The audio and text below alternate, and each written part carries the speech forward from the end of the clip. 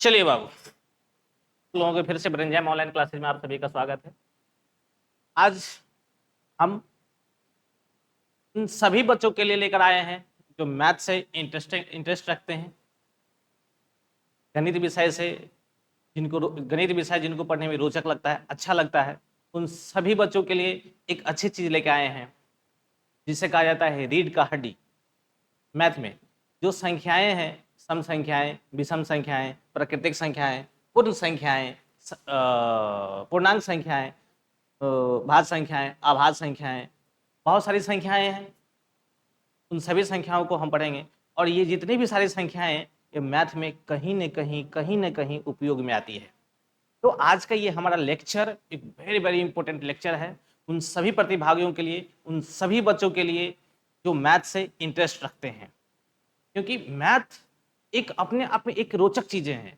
जो बच्चे मैथ पढ़ाई करते हैं उनको ये पता होगा कि एक मैथ जो है भर दिन पढ़ा जा सकता है, लेकिन एक साइंस है, एक एसएसटी विषय सामाजिक विज्ञान है, इन विषयों को हम भर दिन नहीं पढ़ सकते। इसे कुछ अंतराल के बाद हमें एक मूड फ्रेश होने के लिए कहीं घूमने पड़ते हैं, 1 घंटा 2 घंटा पढ़ लिए, फिर उसको घूमने की जरूरत पड़ती है। पर मैथ एक ऐसा विषय है जिसमें एक रोचक है, मजा है। जितने ही अधिक वहां पे गाना बजेंगे उतना ही अधिक मैथ का सवाल बनाने में मजा आएगा। ठीक है,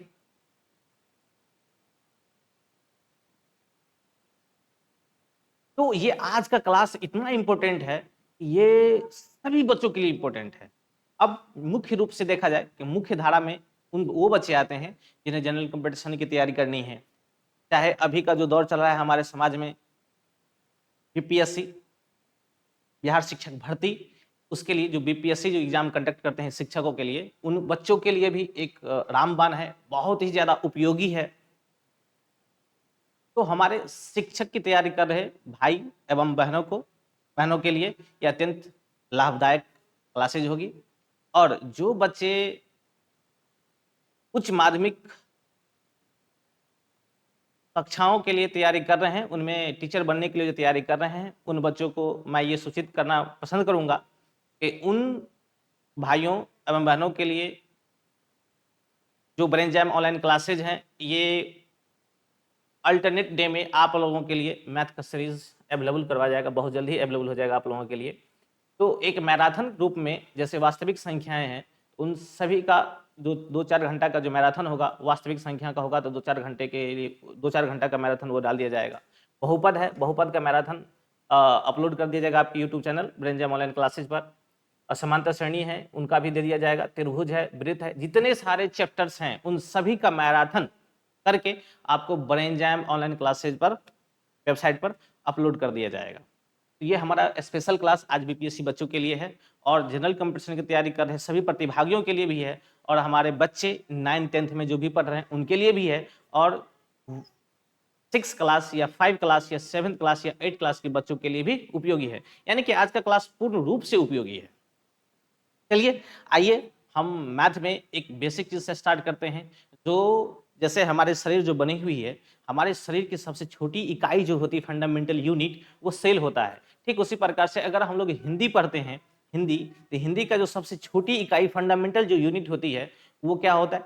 अक्षर होता है, अक्षर। ठीक उसी प्रकार से जब हम गणित पढ़ रहे हैं तो गणित में भी जो सबसे फंडामेंटल सबसे छोटी इकाई जो होती है वो क्या होती है? अंक। क्योंकि एक अंक से बहुत सारे अंकों को मिला दिया जाए तो वो संख्या बन जाते हैं। तो 2 अंकों की संख्या होती है, 3 अंकों की संख्या होती है। ठीक उसी प्रकार से मेरा मोबाइल नंबर भी होते हैं, वो 10 नंबरों के होते हैं। तो बहुत सारे अंकों को जोड़कर एक बहुत बड़ी संख्या बनाया जा सकता है। तो बहुत बड़ी संख्याओं में अंक को हम देखते हैं कि कितना अंकों से वो संख्याएं बनी हुई है। तो सबसे पहला जो फंडामेंटल यूनिट है गणित की वो क्या है? अंक है।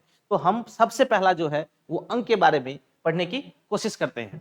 ठीक है, आइए। तो सबसे पहला जो है अंक, डिजिट, अंक पढ़ने की कोशिश करते हैं। अंक, डिजिट।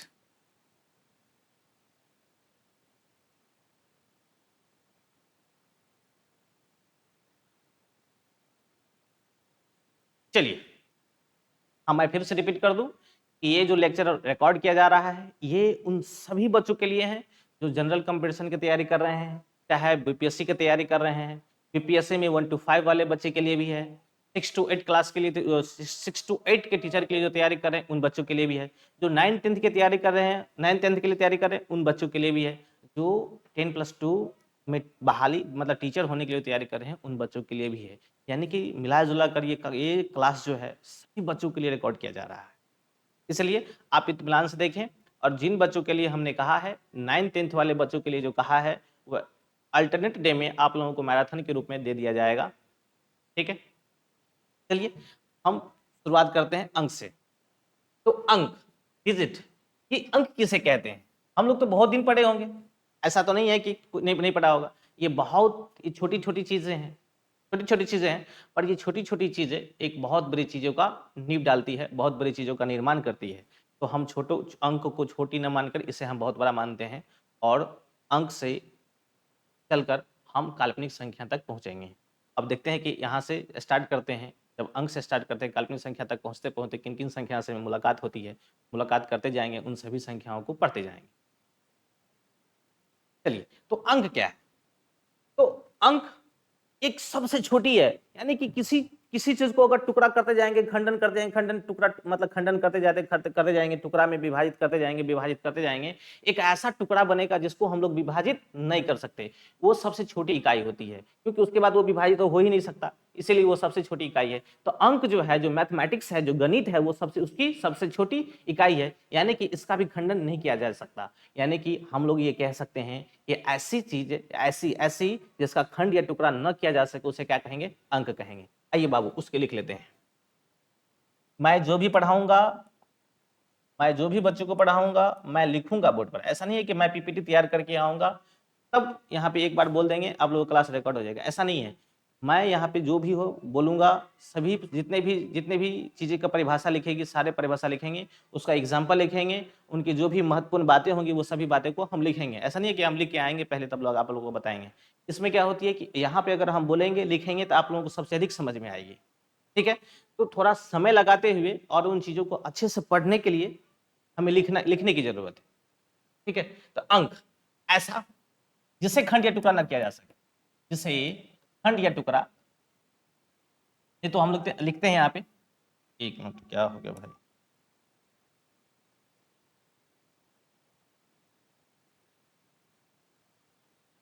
गणित की वह सबसे सूक्ष्मतम इकाई, सूक्ष्मतम,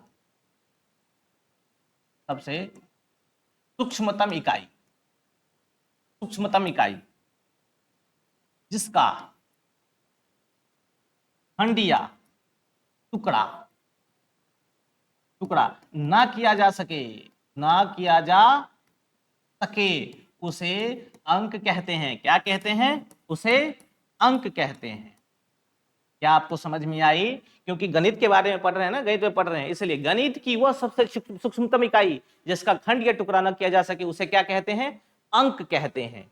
अंक की हम दूसरी परिभाषा भी लिख सकते हैं, ऐसा नहीं है कि केवल यही परिभाषा है। अंक की दूसरी परिभाषा भी क्या सकती है? ऐसे चिन्ह जिनका उपयोग करके हम किसी संख्या को लिख सकते हैं, जिनका उपयोग करके किसी संख्या को लिख सकते हैं, उसी को अंक कहते हैं। मतलब ऐसा चिन्ह जिसकी सहायता से किसी संख्याओं को सूचित किया जाता है या संख्याओं का निर्माण किया जाता है, उसे क्या कहते हैं? अंक। उसे क्या कहते हैं? अंक। ऐसा चिन्ह, उसका और परिभाषा होता है, एक परिभाषा और लिख लेते हैं और में, क्योंकि दो परिभाषा, बहुत सारी परिभाषाएं होती है, हम लिख लेते हैं यहाँ पे। दूसरा परिभाषा लिखिए, क्या लिखे हमने अभी? क्या बोला कि वे सभी चिन्ह जिनका उपयोग करके संख्याओं का निर्माण किया जाता है या जिनकी सहायता से संख्याओं का निर्माण किया जाता है, उसे अंक कहते हैं। तो वे सभी चिन्हों का समूह, वे सभी चिन्हों का समूह जिसकी सहायता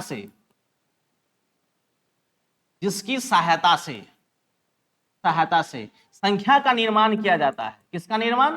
संख्या का निर्माण किया जाता है,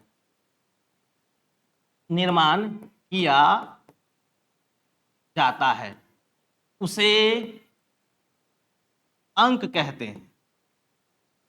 चलिए बाबू, अंक का परिभाषा हमने दो पढ़ा, डिजिट्स, गणित की वह सबसे सूक्ष्मतम इकाई जिसका खंड या टुकड़ा न किया जा सके उसे क्या कहेंगे? अंक कहेंगे। और ये दूसरा है, वे सभी चिन्हों का समूह जिसकी सहायता से संख्याओं का निर्माण किया जा सकता है उसे क्या कहते हैं? अंक। चलिए आइए इसके जो कुछ कुछ एग्जाम्पल है उसके बारे में पढ़ते हैं। ठीक है, इसके एग्जाम्पल कौन कौन से पढ़ते हैं? आइए बाबू इधर देखिए बोर्ड पर। एग्जाम्पल जो इनका है, जैसे हम लोग कहते हैं यानी कि एग्जाम्पल के रूप में, ये तो स्टैंडर्ड भाषा हो गया, हम जैसे भी लिख सकते हैं, कोई दिक्कत नहीं है। जैसे में कौन कौन से होंगे बाबू?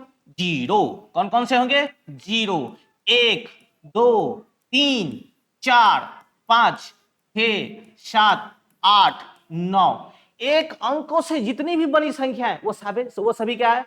अंक है। मतलब एक अंक जिसमें केवल एक ही चीज हो। अब यहां पे कितने हमें मिले? कितने मिले? ये वाला, ये वाला, ये वाला, ये वाला भी 4 5 6 7 8 9। यहां से आपसे पूछा जा सकता है अंकों की कुल संख्या कितनी है? अंकों की कुल संख्या कितनी? क्या 10 होगा? नहीं, उसमें 2 अंक आ गया। 10 में कितने अंक? 2 अंक, इसलिए 10 लेंगे नहीं। और 0 से छोटा होता नहीं, इसलिए 0 से छोटा हम लोग लेंगे नहीं। चलिए ये सभी अंक है, 0 1 2 3 4 5 6 7 8 9, ये सभी क्या है? अंक। तो हम यहां पे पढ़ेंगे अंकों की कुल संख्या कितनी होती है? अंकों की कुल संख्या, अंकों की कुल संख्या कितनी है?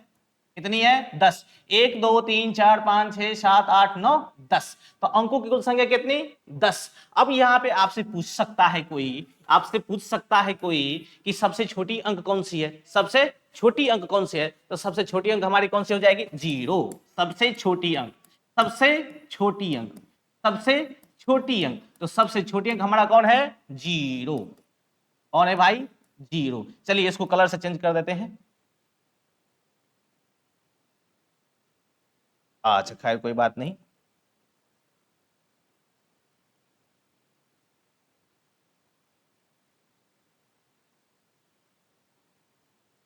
जीरो। चलिए फिर कलर चेंज करते हैं। अब हम देखते हैं कि सबसे बड़ी कौन सी है। सबसे छोटी अंक तो पता चल गया कौन सी है? 0। लेकिन सबसे बड़ी अंक कौन सी है? 9। सबसे बड़ी कौन सी है? सबसे बड़ी अंक, सबसे बड़ी अंक कौन है? कौन है बताइए? कौन है? कौन है? 9। कौन? 9।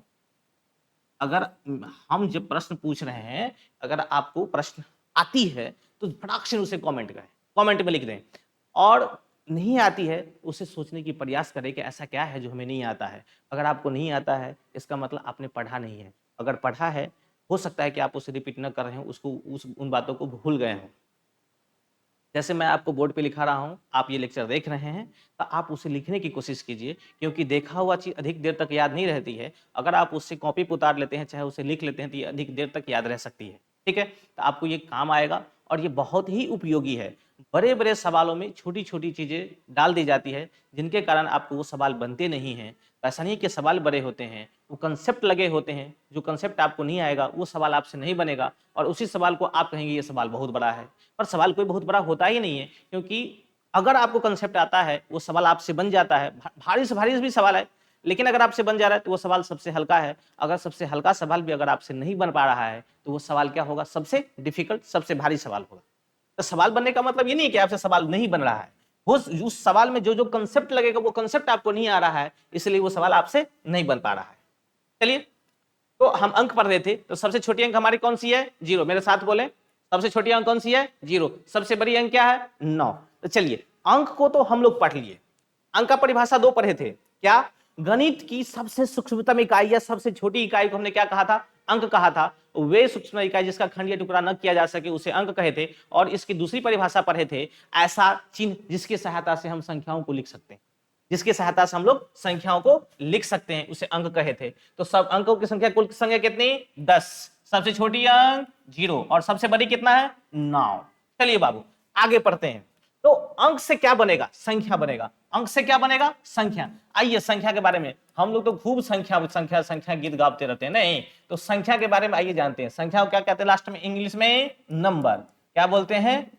नंबर, नंबर, नंबर्स, संख्या। अब संख्या का परिभाषा क्या बनाएंगे? तो सबसे पहले क्या था कि जैसे हम लोग सेल पढ़ते हैं, तो हमारे शरीर की सूक्ष्मतम इकाई क्या है? सेल है, कोशिका है। और एक कोशिका दूसरी कोशिका के साथ जब मिल जाए तो ग्रुप बनाता है, उस ग्रुप को हम लोग कहते हैं टिश्यूज। जब एक अंक है दूसरे अंकों के साथ अगर मिल जाए तो वो ग्रुप होगा। एक अंक दूसरे दो अंक जब मिल जाएगा, ग्रुपिंग हो जाएगा, उसे कहेंगे संख्या। तो ग्रुपिंग के लिए कम से कम कितने चाहिए? एक चाहिए? नहीं, ग्रुपिंग के लिए कम से कम दो चाहिए, और दो या दो से अधिक। तो हम लोग कह सकते हैं कि संख्या बनाने के लिए दो या दो से अधिक अंकों की सहायता से क्या बनेगा? संख्या। या दो या दो से अधिक, दो या दो से अधिक अंकों के समूह को, दो या दो से अधिक, दो से अधिक अंकों के समूह को, अंकों के समूह को, अंकों के समूह को संख्या कहते हैं। अंकों के समूह को संख्या कहते हैं।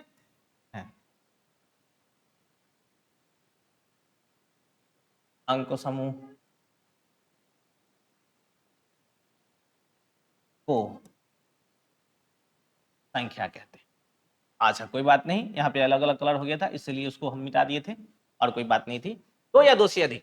तो चलिए एग्जांपल जैसे में लेते हैं हम लोग। कितने चाहिए? कम से कम कितने चाहिए बताइए? कम से कम कितने चाहिए? दो। कम से कम कितने चाहिए? दो। यानी कि एक 4 लेते हैं और एक क्या लेते हैं? 3। तो दो अंकों से जो बनी संख्या है वो कौन है? 43। दो अंकों से बनी संख्या कौन कौन सी है? 43। कौन है? 43। 43 दो अंकों से, यानी कि एक अंक। ये 3 भी क्या है भाई? एक अंक है। जो 43 है इसको जोड़ देंगे, कितना अंक हो जाएगा? 2 अंक। ये जो 43 बना है ये 2 अंकों से बना है कि नहीं बना है? 43 जो बना है ये 2 अंकों से बना है, यानी कि सबसे छोटी 2 अंकों की जो संख्या है बाबू, सबसे छोटी 9 के बाद क्या आती है? 10। क्या आती है? 10। यानी कि एग्जाम्पल के तौर पे लिया जाए तो कौन भी हो जाएगा? कौन हो जाएगा बताइए बताइए? 10 भी हो जाएगा, 11 हो जाएगा, 12 हो जाएगा, 13 डॉट डॉट इत्यादि इत्यादि। चलिए बाबू क्या देखते हैं? 10, 11, 12, 13 ऐसे करके आगे बढ़ते जाएंगे तो बहुत सारी संख्याएं हमें मिलती रहेगी। ओके, आगे बढ़े। अब यहां पे पीछे एक बार फिर से 10 से स्टार्ट हुई है, क्योंकि 9 क्या है? अंक है, और वो एक अंकों की संख्या है। अब यहाँ पे 9 के बाद हम जैसे ही बढ़े वो 10 पर आ गए, और 10 क्या है? ये संख्या है। 10 क्या है? संख्या है। चलिए 10 क्या है? संख्या है। 10 क्या है? संख्या। 10 क्या है? संख्या। पर कितने अंकों की संख्या है? 2 अंकों वाली संख्या। 2 अंकों वाली संख्या। चलो बाबू आगे देखते हैं। 2 अंकों वाली संख्या कौन कौन सा अंक है भाई? एक अंक 0 है और एक अंक 1 है। तो 2 अंकों वाली संख्या कौन है? 10। तो यहां पे नोट कर लेते हैं, हम बातों को नोट कर लेते हैं। नोट में पहला में लिखते हैं कि 2 अंकों वाले सबसे छोटी संख्या भी 10 है, और सबसे छोटी संख्या कौन सी होगी? 10 या 1 होगी। तो सबसे छोटी संख्या जो हमारी होगी वो भी 10 होगी, सबसे छोटी संख्या। क्योंकि जैसे 1 2 3 4 सॉरी 0 से 0 1 2 3 4 5 6 7 8 9 ये सभी क्या है? अंक है। ये सभी क्या है? अंक है। चलिए बाबू, तो सबसे छोटी अंक और सबसे छोटी संख्या, सॉरी सबसे छोटी संख्या कौन सी हो जाएगी हमारी? 10। 10। और इसी को ये कह सकते हैं 2 अंकों की सबसे छोटी, 2 अंकों की सबसे छोटी संख्या ये क्या है? 10 है। 2 अंकों की सबसे बड़ी संख्या कौन सी हो जाएगी? 2 अंकों की सबसे बड़ी संख्या, बड़ी संख्या कौन सी हो जाएगी? 99। क्योंकि जैसे ही 99 के आगे हम बढ़ेंगे तो 3 अंकों वाली संख्या आ जाएगी, 1 0 0, यानी कि दुगो लड्डू वाला। अगर दुगो लड्डू वाला संख्या मिला 99 के बाद मिलेगा, और 99 तक केवल 2 संख्या 2 अंक है, एक 9 अंक है, फिर एक 9 है, तो ये मैक्सिमम है। 2 अंकों के सबसे बड़ी संख्या क्या होगी? 99। इससे जस्ट एक आगे बढ़ेंगे तो हमें मिल जाएगी 3 अंकों वाली संख्या। और 2 अंकों की सबसे बड़ी संख्या, किसी भी बड़ी संख्या, किसी भी कितने भी अंक वाले बड़ी संख्याओं की जैसे ही आगे निकलेंगे तो उससे एक अधिक अंक वाला सबसे छोटी संख्या मिल जाएगी। तो नोट यहां पे कर लेते हैं हम बाबू, कितने भी अंकों का अगर सबसे बड़ी संख्या लिखी हुई है तो उससे अगला जो संख्या होगा वो उससे एक अधिक अंकों से बनी सबसे छोटी संख्या होगी। जैसे जैसे जैसे जैसे किसी भी या कितने भी अंकों से, कितने भी अंकों से बनी सबसे बड़ी संख्या, सबसे बड़ी संख्या, कितने भी अंकों से, मतलब मालूम नहीं 5 अंक का है, 10 अंक का है, 20 अंक का है, 50 अंक का है, 100 अंक का है, 100 से 1000 अंक का है, 1,00,000 अंकों से बनी, 1,00,000 अंकों से मतलब 1,00,000 अंकों से बनी कोई संख्या है। अब उनसे जो सबसे बड़ी संख्या होगी, 1,00,000 अंकों से बनी सबसे बड़ी, मतलब 1,00,000 बार 9 आएगा, ठीक है। तो कितने भी अंकों से बनी सबसे बड़ी संख्या के ठीक आगे वाला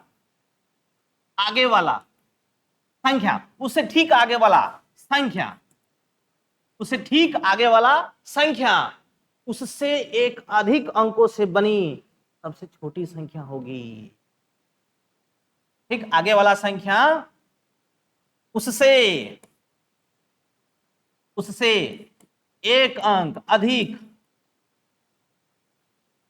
एक अंक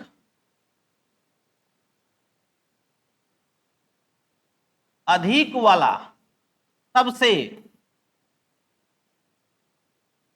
छोटी संख्या होगी।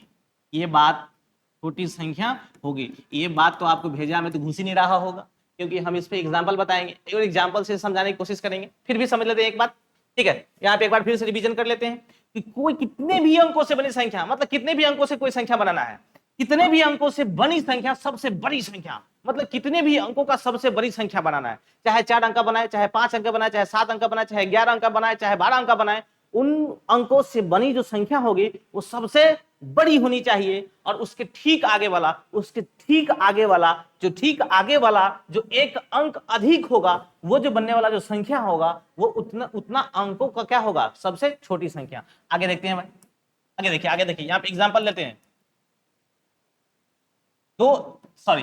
4 अंकों की सबसे बड़ी संख्या, 4 अंकों की सबसे बड़ी संख्या, 4 अंकों की जो सबसे बड़ी संख्या है वो 4 9 हो जाएगा। नहीं, अब इससे ठीक एक आगे लेते हैं, इससे ठीक आगे, इससे ठीक आगे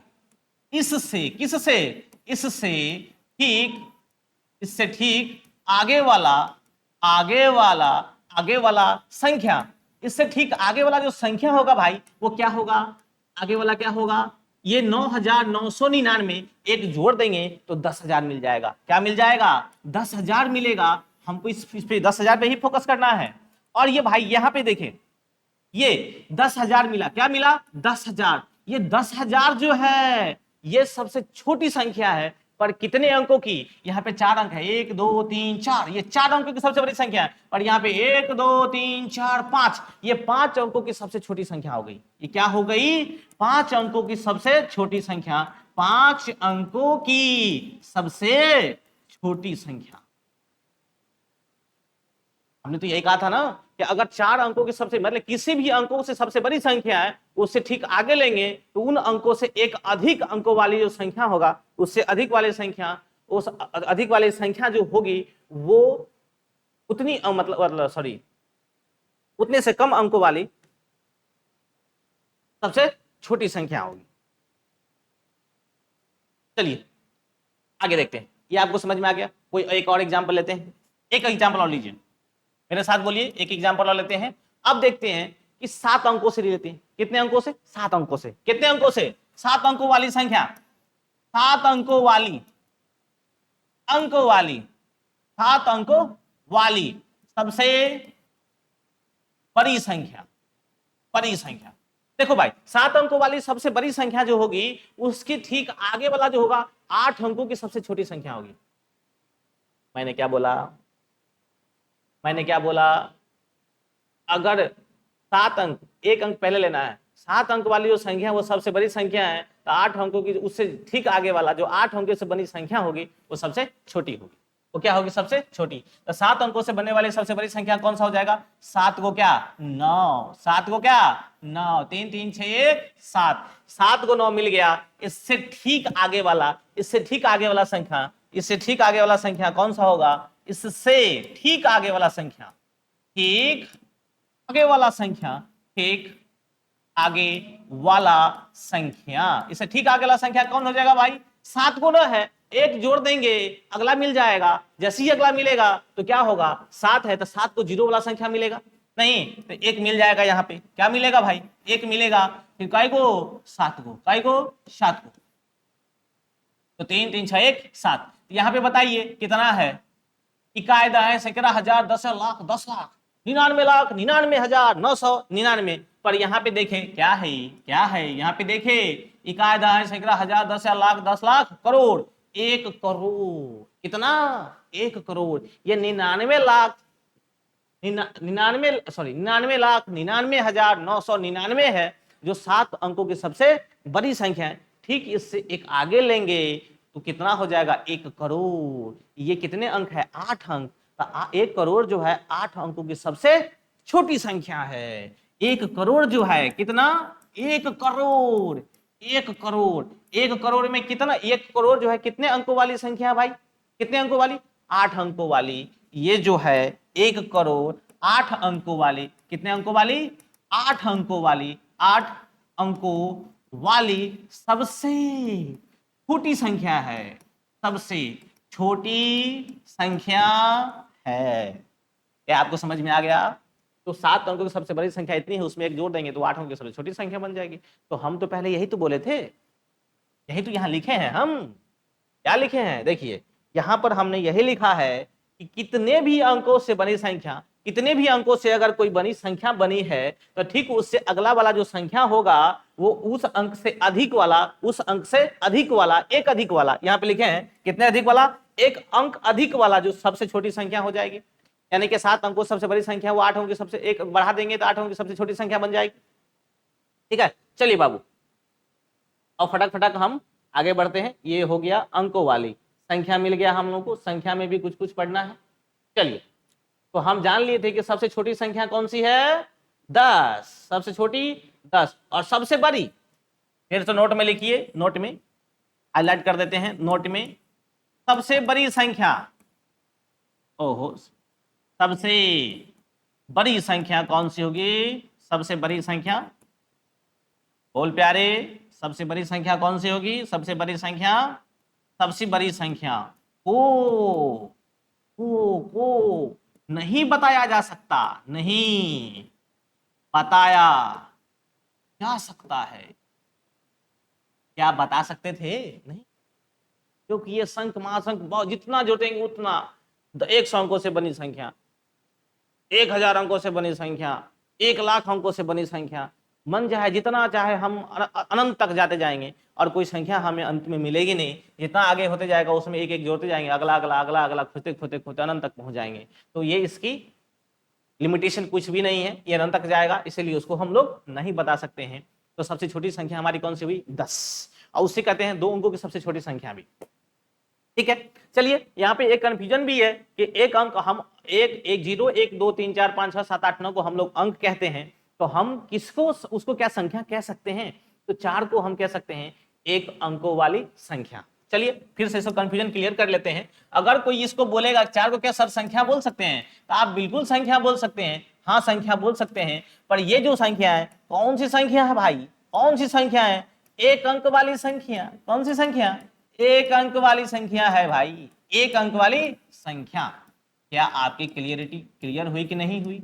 अगर अगर अगर इस 4 में अगर पीछे में जीरो देते हैं, क्या इसका मान में कोई परिवर्तन होगा, तो किसी भी संख्या के पीछे में, किसी भी संख्या के पीछे में शून्य को लगाने पर उसके मानों में कोई परिवर्तन नहीं होता है। क्या आपको समझ में आया, आया कि नहीं आया, चलिए आया, तो इसे लिखिए लिखिए लिखिए लिखिए, क्या लिखेंगे, किसी भी संख्या के पीछे में, किसी भी संख्या के पीछे में, किसी भी संख्या के पीछे में, संख्या के पीछे में शून्य को जोड़ने पर, शून्य को जोड़ने पर जोड़ने पर जोड़ने पर जोड़ने पर संख्या के मान में कोई परिवर्तन नहीं होता है। संख्या के मान में, संख्या के मान में कोई परिवर्तन नहीं होता है, कोई परिवर्तन नहीं होता है।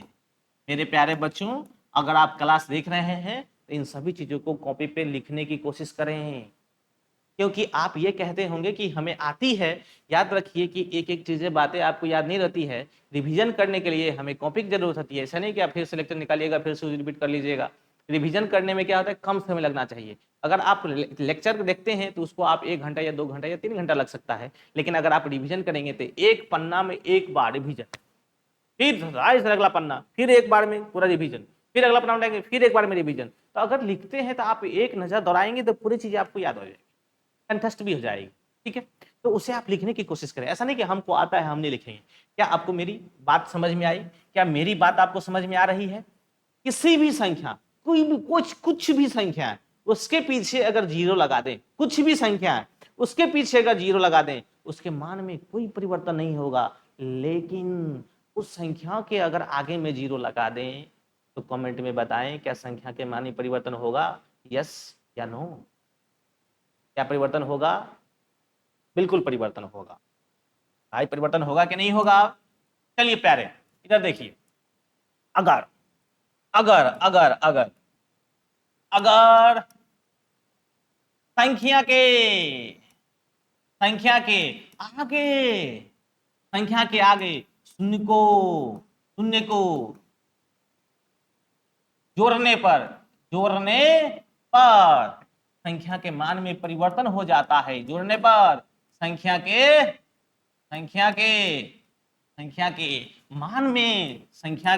मान में परिवर्तन हो जाता है। जैसे जैसे जैसे एग्जाम्पल के रूप में, सॉरी जैसे नहीं लिखाया, ऐसे लिख देते हैं। क्या आपको समझ में आ रहा है? ये एग्जाम्पल है, ठीक है। चलिए कुछ भी ले लीजिए आप, कुछ भी। 8 लेना मेरा मन करता है। ये भी क्या है भाई? 8 है। कितना है? 8 है। अगर इसमें अगर शून्य को इसके आगे जोड़ देते हैं, शून्य को क्या किए, इस 8 के आगे में डाल दिए। चलिए दो केस, इस 8 को हम 2 केस बनाते हैं। एक पीछे में जोड़ते हैं, एक आगे में जोड़ते हैं। एक पीछू में शून्य को जोड़ के, पीछे में शून्य को जोड़ने पर, आगे में शून्य को जोड़ने पर, आगे में शून्य को जोड़ने पर, ठीक है। अगर शून्य को जोड़ दिए कहां पे? पीछे में, तो देखिए ये दिखेगा। अगर 8 के आगे में शून्य को जोड़ दिए तो ये दिखेगा। यहाँ पे भाई क्या बोलेंगे? 8 ही बोलेंगे। यहाँ पे 8 बोले, यहाँ पे 8 ही बोलेंगे कि 0 8 बोलेंगे? 8 ही बोलेंगे। लेकिन यहाँ पे क्या बोलेंगे? 8 पे 0 आ गया, इसे 80 बोलेंगे। क्या बोलेंगे? 80। ये अभी भी बाबू क्या है? 8 है। क्या है? 8 है। और ये कितना हो गया? 80। क्या रे भाई? 80। देखिए शून्य को पीछे जोड़ने पर कोई मान परिवर्तन नहीं होती है, लेकिन शून्य को जैसे ही हम आगे जोड़ दिए, क्या हो गया? मान परिवर्तन। इसलिए याद रखिए कि लड़कियों की जब शादी होती है तो उसके शादी के दिन क्या बदल जाती है? क्या बदल जाती है? उसका सरनेम। सरनेम कभी पीछे नहीं लगता, सरनेम हमेशा कहां लगता है? आगे। जैसे ही सरनेम लगा तो वो जो लड़का है, जिस वंश से वो अपने आप को रिश्तेदारी रखता है, उस वंश से वो लड़की का क्या होती है? जुड़ जाती है। ठीक उसी प्रकार से अगर 0 को हम आगे जोड़ दिए, ये इसका वंश क्या हो जाएगा? चेंज हो जाएगा किसी और वंश से आके किसी दूसरे वंश में। लेकिन अभी भी अगर उसके पीछे में अगर जोड़ देते हैं 0, ये उसी वंश का होगा। अगर इस 8 में अगर आगे जोड़ देते हैं, ये किसी और वंश का हो जाएगा, यानी कि उसका मान में परिवर्तन हो जाएगा। ठीक है, चलिए बाबू यहाँ पे तो शून्य को पीछे लगाने पर संख्या के मान में कोई परिवर्तन नहीं होता है, और शून्य को आगे रखने पर संख्या के मान में, किसी संख्या के आगे 0 रखने पर संख्या के मान में परिवर्तन हो जाता है। तो संख्या को हम लोग देख लिए, संख्या को देखें, यानी कि संख्या जो बनेगा वो अंकों के समूह से संख्या बनेगा। तो 2 या 2 से अधिक अंकों के समूह को क्या कहते हैं? संख्या। अब पढ़ते हैं कि संख्या के प्रकार कौन कौन से होते हैं। ये आप भी पढ़े होंगे, सम संख्या, विषम संख्या, भाज्य संख्या, अभाज्य संख्या, संयुक्त संख्या, और कौन कौन से हैं? कौन कौन से पढ़े? फिर से ठीक। अच्छा हाँ, प्राकृतिक संख्या पढ़े होंगे, भाज्य संख्या पढ़े होंगे, अभाज्य संख्या पढ़े होंगे, वास्तविक संख्या पढ़े होंगे, परिमेय संख्या पढ़े होंगे, अपरिमेय संख्या पढ़े हैं। क्या आपने भिन्न संख्या पढ़ा है? यस या नो? पढ़ा है? ठीक, पढ़ा है। और भिन्न संख्या के वर्गीकरण क्या आपने पढ़ा है? उसमें बहुत सारी चीजें आते हैं। निश्चित भिन्न, अनिश्चित भिन्न, संयुक्त भिन्न, और कुछ कुछ हैं समान हर वाले भिन्न, समान अंश वाले भिन्न, जो उसका मान होता है वो। क्योंकि अगर संख्याओं को डिटेल से पढ़ने की कोशिश करेंगे तो बहुत सारी संख्याएं हैं। तो आइए हम कुछ संख्याओं को पढ़ते हैं जो हमें बहुत जगह उपयोगी है। बीपीएससी वाले बच्चे आप लोग धैर्यपूर्वक रहें। हम आप लोगों के लिए मैराथन क्लास प्रत्येक चैप्टर बाय चैप्टर के लिए लेके आ रहे हैं अल्टरनेट डे में, और इस बात को सुनिश्चित करते हैं कि ये जो मैराथन क्लास है ये आप लोगों के लिए बहुत उपयोगी हो। ये ब्रेनजैम ऑनलाइन क्लासेज ये सुनिश्चित करता है कि बीपीएससी वाले बच्चों के लिए जो भी कंटेंट दिया जाए वो बहुत बहुत इम्पोर्टेंट हो, और आपके एग्जाम में जो भी सवाल आए उन कंटेंटों दिए हुए कंटेंटों से वो सवाल बने। और आप आशा करते हैं कि आप बीपीएससी का एग्जाम दें, उसमें आप क्वालिफाई करें, आप अच्छे मुकाम पर जाएं, आप शिक्षक बने और हमारे समाज के जितने भी बच्चे हैं उन्हें ज्ञान देने की कोशिश करें, अच्छे ज्ञान देने की कोशिश करें।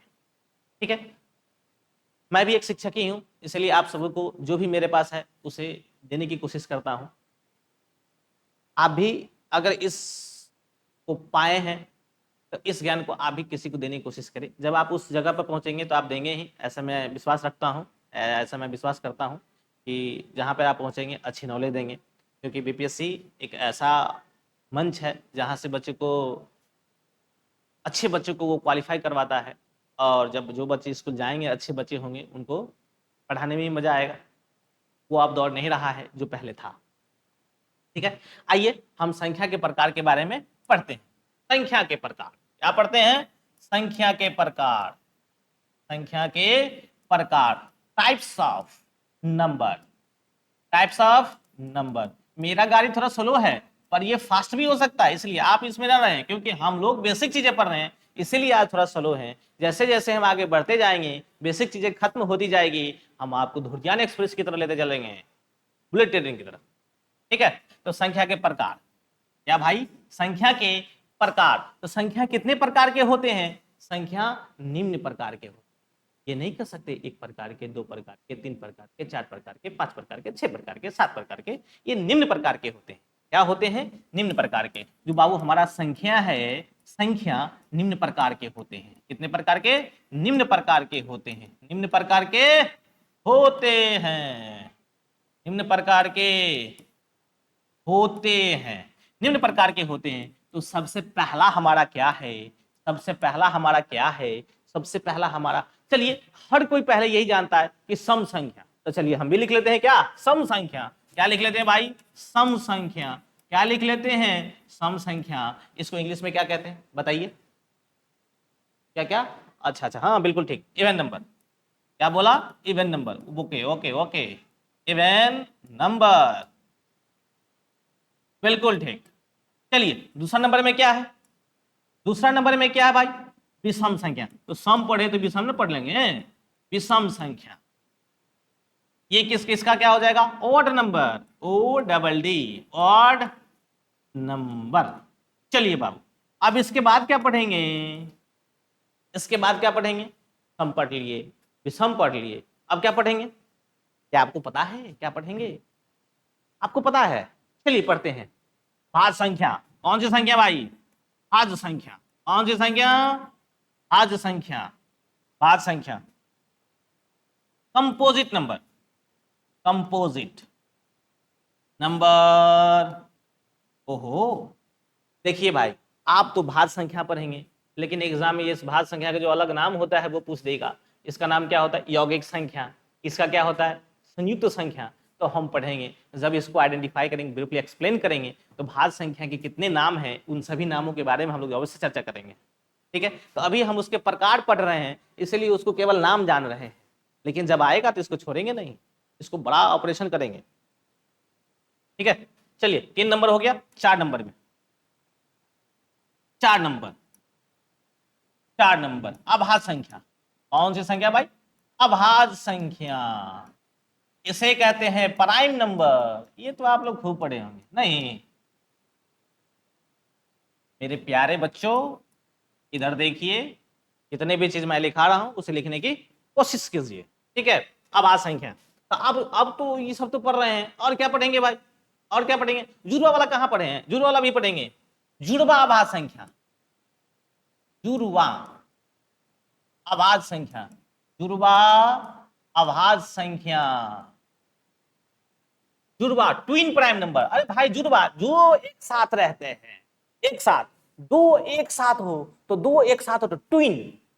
कौन सा ट्विन? आभास संख्या है, आभास संख्या का दोनों जुड़वा आभास संख्या है, यानी कि 17 19, ये दोनों अगल बगल वाले हैं, 11 13, ये जुड़वा आभास संख्या है, जुड़वा आभास संख्या दोनों साथ लगातार वाला जो आभास संख्या होगा वो जुड़वा आभास संख्या होगा। इसे कहेंगे हम लोग ट्विन प्राइम नंबर। कौन सा prime number? Twin prime number, twin prime number, twin prime number. ठीक है, जुड़वा आभास संख्या। एक और होगा सह आभास संख्या, जो इसको साथ देने वाला है, सह आभास संख्या। सह आभास संख्या किसको कहेंगे भाई? को जो साथ देने वाला है, को प्राइम नंबर, को प्राइम नंबर। चलिए बाबू और आगे पढ़ते हैं। ऐसे करके पढ़ेंगे तो बहुत संख्याएं हैं, और हम कहें कि हम एक यूनिक हैं, ऐसा नहीं है कि YouTube पे आपकी वीडियो नहीं मिलेंगे ये सब पढ़ने के, नंबर सिस्टम पढ़ने के लिए, पर मैं जो पढ़ा रहा हूं वो सबसे कुछ न कुछ यूनिक है, सबसे अलग है, इसलिए मैं आया हूं। मेरे YouTube आने का मकसद ये नहीं है कि बहुत सारा पैसा कमाओ, मेरी मकसद बस इतनी सी है कि मैं जो ज्ञान दूं आपको कुछ मार्केट से अलग ज्ञान दे पाऊं। ये हमारी कोशिश है, और ये भी कोशिश है कि आप लोगों को जो कंटेंट दिया जाए, जो नॉलेज दिया जाए, जो भी ज्ञान दिया जाए, वो एक बेहतर हो, सुलभ हो, और तरीका भी आसान हो, ताकि आप लोगों को वो सारी चीज़ें ऑटोमेटिक दिमाग में फिटिंग हो जाए। क्या आप लोगों को फिटिंग हो रही है? अगर नहीं हो रही है तो कमेंट करें, आपको बेहतर से बेहतर कंटेंट, समझाने के तरीके और बहुत सारे जो आइडियल चीज़ें हैं वो सब देने की कोशिश किया जाएगा। ठीक है, चलिए लिखने करते हुए हम सभी चीज़ों को एक्सप्लेन करने की कोशिश करते हैं। सहभास संख्या, अब भिन्न संख्या भी होती है भाई, भिन्न संख्या। जब परिमेय संख्या पढ़ेंगे ना तो फिर इसको ऑपरेशन करेंगे, लेकिन यहां फिर भी लिख लेते हैं फ्रैक्शनल नंबर या fraction number, fractional, fractional number. तो इसके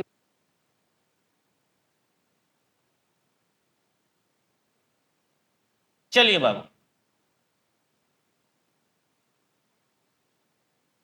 भिन्न संख्या फ्रैक्शनल नंबर्स। अब पढ़ते हैं प्राकृतिक संख्या, प्राकृत संख्या। इसी प्राकृतिक संख्या को ना हम प्राकृतिक संख्या में लिखते हैं, प्राकृतिक संख्या। कौन सी संख्या? प्राकृतिक, प्राकृतिक संख्या क्या कहते हैं भाई? Natural number, natural numbers. नहीं, ओहो, तो फिर एक आ जाएगा 9 नंबर। क्या पढ़ेंगे इसके बाद? पूर्ण संख्या। कौन सी संख्या है? पूर्ण संख्याएं, पूर्ण संख्या क्या कहेंगे? Whole number, whole number. कौन सी संख्या है? Whole number. चलिए बाबू आगे, होल नंबर कितना नंबर था? 9। चलिए अब 10वां पॉइंट, 10वां क्या पढ़ेंगे? पूर्णांक संख्या। कौन सी संख्या भाई? पूर्णांक संख्या। इसे क्या कहेंगे? इंटीजर। क्या पढ़ेंगे भाई? Integer numbers. इन सभी जितनी भी संख्याएं लिख रहे हैं इन सभी को एक्सप्लेन करना है, इसलिए आप लोग निश्चिंत रहें, आराम से बैठे रहें, देखिए क्या क्या होता है आगे आगे। ठीक है, ये सब तो टेलर है भाई, आगे देखिए क्या क्या होता है। 11 नंबर पूर्णांक संख्याएं। अब इससे आगे क्या हो जाएगा? वास्तविक संख्याएं तो नहीं होगी, पहले परिमेय देख लेते हैं ना। परिमेय संख्या, परिमेय संख्या क्या हो जाएगा? Rational number, RATIONAL, rational numbers. ठीक है, 12 नंबर में बाई कौन होगा? अपरिमेय संख्या। अपरिमेय संख्या क्या बोलेंगे? Irrational, irrational number. क्या बोलेंगे? Irrational numbers. और 13, देखिए अब हम आगे बढ़ते ही जा रहे हैं। नहीं, अपरिमेय संख्या हो गया। एक आएगा वास्तविक संख्या। कौन सी संख्या? वास्तविक, वास्तविक संख्या जिससे हर व्यक्ति परिचित है। ऐसी संख्या जिस संख्या का मान निकालना संभव हो, उस संख्या कैसी संख्या है? वास्तविक संख्या। मतलब जिसका इक्विवेलेंट मान निकाला जा सके, उसे कहेंगे रियल नंबर, रियल में है। लेकिन हम लोग कोई कभी कभी ख्वाब देखते रहते हैं, तो ऐसे कि हम लोग तो आसमान में उड़ सकते हैं, पर रियली में किसी चीज की सहायता अगर नहीं ली जाए तो हम दौड़ते दौड़ते कभी कभी छलांग लगाते हैं, उस समय कह देते कि हम आकाश में उड़ रहे हैं, पर बहुत ही हाइट पर हम कभी उड़ नहीं उड़ सकते। लेकिन हम सपनों में तो उड़ सकते हैं, हम चांद के उस पार जा सकते हैं, हम सूर्य की सतह पर चल सकते हैं, हम आग की भट्टी में घुस सकते हैं। ये कहाँ कर सकते हैं? केवल सपनों में। तो सपनों में केवल हम कल्पना कर सकते हैं, और सपनों में मैं हर जगह जा सकता हूं, हर जगह। कोई किसी को कोई नहीं रोक सकता है, जिसको जहां मन होगा वहां जा सकता है। कब? केवल सपना में, केवल सपना में जा सकता है। क्या बात जा रही है ना? 14। चलिए, तो केवल कल्पना किया जा सकता है, नहीं तो ऐसा दुनिया में संख्या नहीं है जिसका मान निकाला जा सके। तो हम केवल कल्पना कर सकते हैं कि ऐसी संख्या है जिसका मान नहीं निकाला जा सके। ठीक है, उसके बारे में पढ़ेंगे, पूरा एक्सप्लेन करेंगे, पर अभी एक छोटी सी बातें हैं जिसके बारे में केवल कल्पना कर सकते हैं, पर ऐसी संख्या रियल में है नहीं। हमने क्या बोला कि चांद के उस पार क्या है भाई, मालूम नहीं है, लेकिन हम सपनों में क्या देते? चांद के उस पार, कहना है ना, चांद के पार चलो, उसी प्रकार से। ठीक है, तो काल्पनिक संख्या केवल हम लोग कल्पना कर सकते हैं, काल्पनिक संख्या, काल्पनिक केवल हम इमेजिन कर सकते हैं, इमेजिंग, केवल इमेजिन कर सकते हैं, इसलिए इसको इंग्लिश में बोलेंगे इमेजिनरी नंबर्स। केवल कल्पना कर सकते हैं उन संख्याओं के बारे में, imaginary, imaginary numbers, imaginary numbers. ठीक है, चलिए, तो अब संख्या को खत्म करते हैं, ये हमारा आखिरी हो गया। ऐसा मतलब जिसको जानते हैं वहां से लेकर जहां तक हम नहीं जानते हैं वहां तक पहुंचे। ठीक है, इस बीच में सबके बारे में पढ़ेंगे, तो टोटल हमें कितने मिले? कितने मिले? 14। इन सभी को एक एक करके एक्सप्लेन करेंगे। तो मेरे ख्याल से ये आपका लेक्चर 1-2 घंटा का भी हो सकता है, 2 से ऊपर भी जा सकता है। आप घबराएं नहीं, क्योंकि ये हमारा सबसे आधारभूत, सबसे नीचे वाला भी क्या है, कंसेप्ट दे रहे हैं। इसमें आपको समय लगेगा, जैसे 10 मंजिल इमारत हमें बनानी होती है तो 10 दिन तो 1 महीना तो हमें मिट्टी खूंदने में लग जाती है, लेकिन जैसे ही नीचे से बनकर ऊपर तैयार होती है तो ऊपर बनने में समय नहीं लगती है। तो आज हम जमीन के नीचे जा रहे हैं, इसलिए हमें समय जरूर लगेगा, लेकिन जैसे ही फिर नीचे से ऊपर की तरफ उठने की कोशिश करेंगे तो हम फास्ट में निकलते चले जाएंगे। ठीक है, तो नहीं घबराते हुए हम आगे बढ़ने की कोशिश करते हैं। इस प्लान से देखें लेक्चर को, परेशान ना हो। अगर आपको लगता है कि ये हमें आता है, हम फास्ट में लिख पा रहे हैं, तो आप इस वीडियो को मल्टीपल भी कर सकते हैं, 1 गुने 1.5 गुने या 2 गुने पर आप इसे देख सकते हैं। खैर, वो आपकी बातें हैं, हम आगे बढ़ते हैं। तो सबसे पहला हमारा क्या था? सबसे पहला हमारा था कौन सा संख्या भाई? सम संख्या। नहीं, तो सम संख्या तो सब कोई पढ़ा होगा, सम संख्या सब कोई पढ़ा होगा, नहीं पढ़ा होगा क्या? तो सब पढ़ा होगा। तो सब बताइए क्या क्या पढ़े हैं आप संख्या के बारे में, सम संख्या के बारे में? हाँ, तो सर हम ये पढ़े हैं कि ऐसी संख्याएं जो 2 से पूर्णतः विभाजित हो जाए, ऐसी संख्याएं जो 2 से पूर्णतः विभाजित हो जाए उसे सम संख्या कहते हैं।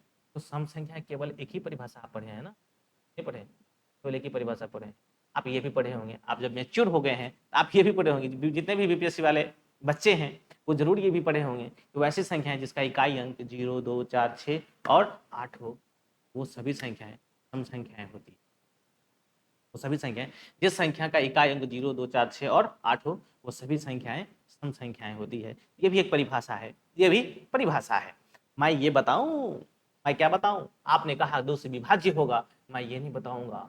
मैं बताऊंगा किसी भी संख्याओं का अगर गुणनखंड 2 हो, किसी भी संख्याओं का गुणनखंड अगर 2 हो तो वह संख्याएं सम संख्या होती है। अगर वैसी संख्याएं जो वैसी संख्याएं जिनके एक भी गुणनखंड अगर 2 हो तो वह संख्या सम।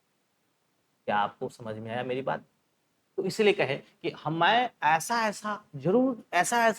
परिभाषा देने की कोशिश करूंगा जो आपको भी समझ में आए, जो बच्चे देख रहे हैं उन सभी बच्चों को समझ में आए, और एक नई चीज हमें मिल जाए।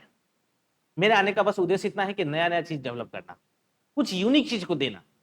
ठीक है, तो आप लोग तो बचपन से जो पढ़े हैं उसको एक बार लिख लेते हैं, कोई दिक्कत नहीं है लिखने में, एक बार लिख लेते हैं। वैसी संख्याएं जो 2 से पूर्णतः विभाजित हो, वैसी संख्याएं वैसी संख्याएं जो दो से पूर्णतः विभक्त हो या विभाजित हो, दो से पूर्णतः पूर्णतः विभाजित हो, विभाजित हो, उसे सम संख्या कहते हैं, उसे सम संख्या सम संख्या कहते हैं। या दूसरा परिभाषा, या दूसरा परिभाषा क्या भाई, वैसी संख्या जिसका इकाई अंक 0, 2, 4, 6 और 8 हो तो वह संख्याएं सम संख्याएं कहलाती है, वो संख्याएं सम संख्याएं कहलाती है।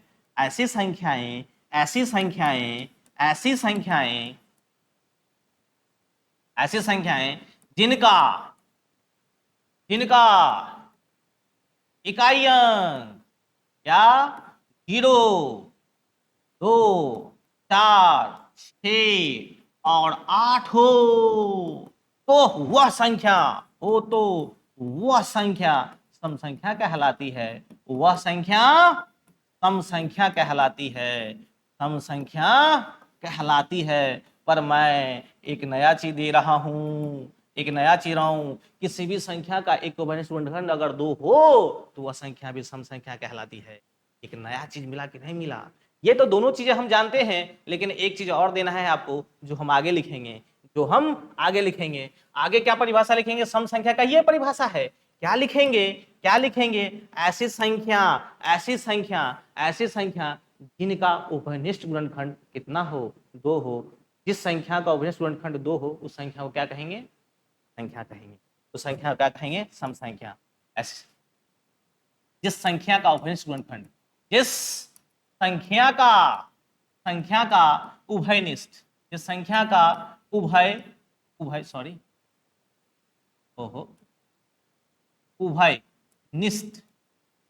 गुणनखंड,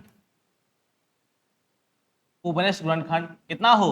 2 हो तो जिस संख्या का उभयनिष्ठ गुणनखंड 2 हो तो उस संख्या को सम संख्या कहते हैं, उस संख्या को सम संख्या कहते हैं, सम संख्या कहते। चलिए बाबू एग्जाम्पल के रूप में देखते हैं, बात विवाद आप पे आएगा, देखते हैं कि क्या क्या होती है। बात विवाद की बातें हैं तो हम आपसे जरूर कुछ पूछेंगे, उसका आंसर भी आप लोग जरूर दीजिएगा, मैं ऐसा विश्वास रखता हूँ। तो कोशिश करते हैं सम संख्या लिखने की। जो संख्या है जो 4 से विभाजित हो जाए, सॉरी 2 से विभाजित हो जाए तो 4, 2 पहले लेते हैं, 2 लेते हैं। तो कौन सी संख्या भाई? सम संख्या। कौन सी संख्या है? सम संख्या।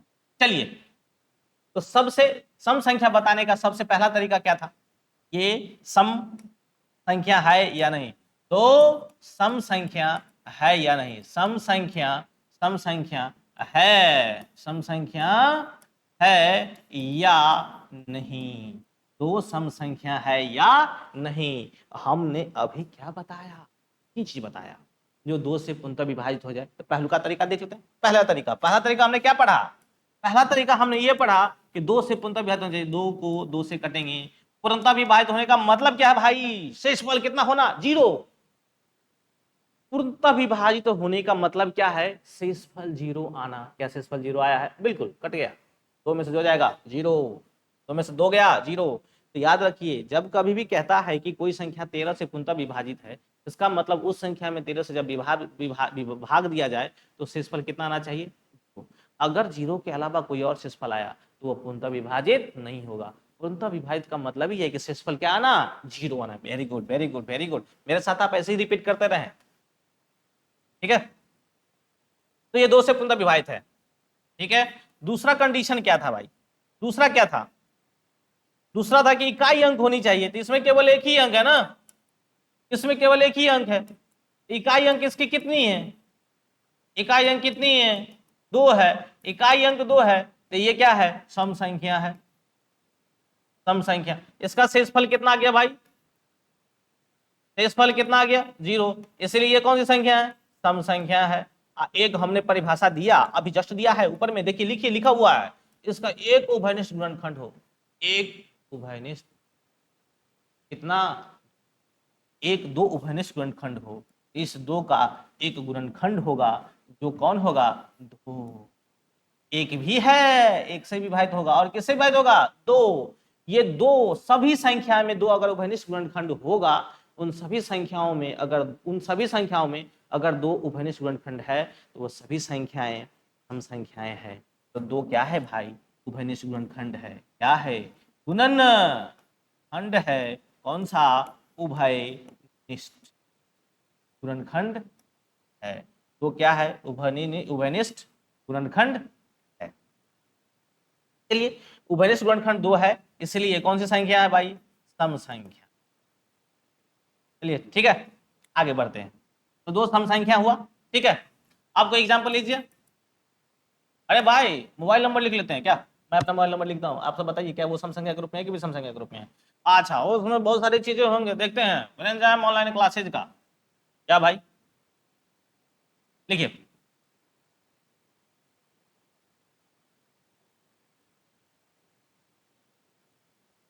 चलिए ये बताइए, ये जो मोबाइल नंबर लिखा गया है, ये जो मोबाइल नंबर लिखा गया है कितने अंकों से बनी है, कितने अंकों से बनी है। तो जितने भी मोबाइल नंबर होती है वो 10 अंकों से बनी होती है, और उसके पीछे +91 लगी हुई रहती है। तो +91 क्या है, ये हमारे कंट्री को दिखाता है, ये इंडिया का है। क्योंकि सभी देश के जो अलग अलग होते हैं उसका कोड क्या होता है, अलग अलग होता है।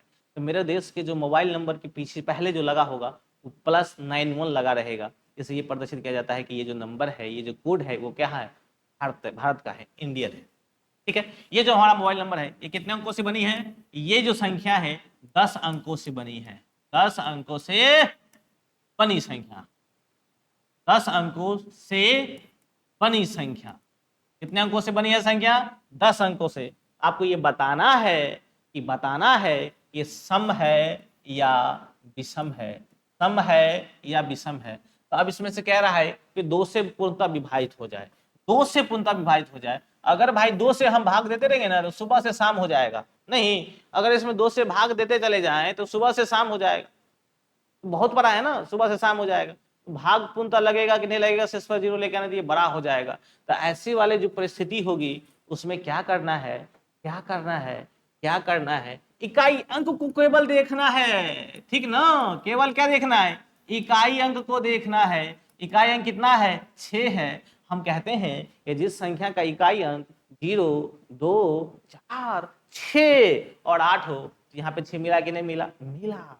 अगर 6 मिला ये संख्याएं कौन सी संख्या हो जाएगी भाई, ये संख्याएं कौन सी हो जाएगी, कौन सी हो जाएगी, सम संख्या। ये जो हमारा मोबाइल नंबर है, ये जो हमारा मोबाइल नंबर है वो सम संख्या के रूप में है। ये हमारा मोबाइल नंबर, ये हमारा मोबाइल नंबर सम संख्या के रूप में है। किसके रूप में है, सम संख्या के रूप में है। आपको समझ में आ रही है, ये मोबाइल नंबर कितने अंकों से बनी है, 10 अंकों से बनी है। ये सम है कि विषम है, नहीं सम है कि नहीं है, इसका इकाई अंक देखेंगे। इकाई अंक कितने आनी चाहिए, 0, 2, 4, 6 और 2, 4, 6, 0, 2, 4, 6 और 8। क्या 2, 4, 6 के अलावा कोई आता है, नहीं, ये 6 है इसमें, तो 6 आ गया, 6 आ गया तो ये सम संख्या हो गया। ये जो हमारा मोबाइल नंबर था वो किस संख्या के रूप में था, सम संख्या के रूप में था, सम संख्या के रूप में था। ठीक है, आपको समझ में आ रही है। तो ऐसे बहुत सारी चीजें हैं, हम लेते हैं। अब फास्ट में बताना है आपको, ठीक है। निम्न प्रश्नों को बताएं कौन सम है क्या सम नहीं है। निम्न प्रश्नों में से, निम्न प्रश्नों को हल करें, निम्न प्रश्नों में से बताएं कि सम संख्या है या नहीं, है या नहीं। चलिए पहला अपने मन से लेते हैं, 4, 3, 2, 9, 6, 4। दूसरा 3, 2, 0, 9, 6, 5, 1। बोलिए, अब भी बोलिए, लिख लेते हैं। ठीक है ठीक है, बोलिए बोलिए, मैं सुन रहा हूँ। बोलिए 3, बोलिए 4, और बोलिए 9, 8 और कुछ 0, और बोलिए 2, और बोलिए 7 और कुछ बोलिए, अच्छा 0, अच्छा ठीक, ली 4 नंबर 3, 7, 5, 9, 1 मिनट, 0, 5, 7, 0, 6, 5, 2। 5 नंबर में 9 4 3 2 6 1। ठीक है, चलिए इसमें इकाई अंक कितना, इकाई अंक से बताना। जब बहुत बड़ी संख्या दिखाई दे केवल इकाई अंक देखिए, इकाई अंक कितना है भाई, इकाई अंक कितना है, इकाई अंक कितना, 4, इकाई अंक 4 आया, इसका मतलब ये क्या है, सम है। हाँ सम है, हाँ सम संख्या है, ठीक है। चलिए भाई यहाँ देखिए, यहाँ देखिए, यहाँ देखिए 3209,651, 3209,651, इसका इकाई अंक कितना है, इकाई अंक कितना, इकाई अंक कितना है, 1 है। तो 0 2 4 6 8 में से है ही नहीं, तो कुछ अलग है, तो है ही नहीं, तो ये सम संख्या ना है, ना है, सम संख्या नहीं है, नहीं है, क्या है, नहीं है, क्या है भाई, नहीं है, नहीं है, नहीं।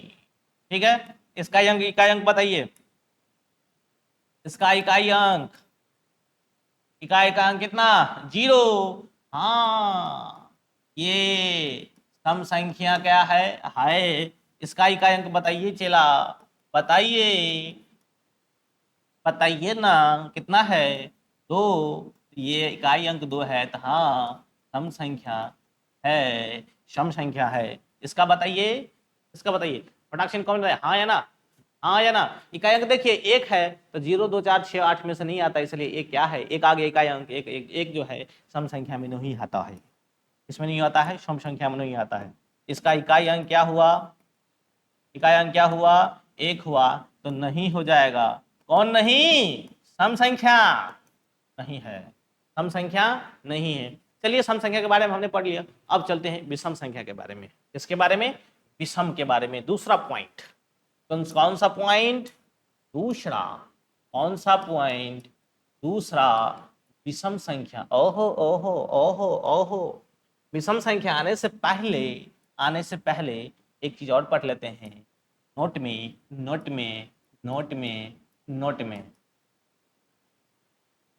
सबसे छोटी, सबसे छोटी, सबसे छोटी, सबसे छोटी सम संख्या कौन सी हो, तो सबसे छोटी, ये भाई इसमें असामंजस्य की स्थिति है कि 0 सबसे छोटी है कि 2 सबसे छोटी है, ये असमंजस बनी हुई है, पर मैं आपको सभी चीजों को क्लियर कर दूँ, जब प्राकृतिक संख्या पढ़ेंगे, पूर्ण संख्या पढ़ेंगे, तो फिर एक बार और हम सम संख्या, तो फिलहाल अभी सबसे छोटी सम संख्या कौन सी हो जाएगी, 2, कौन सी हो जाएगी, 2, तो सबसे छोटी सम संख्या, सबसे छोटी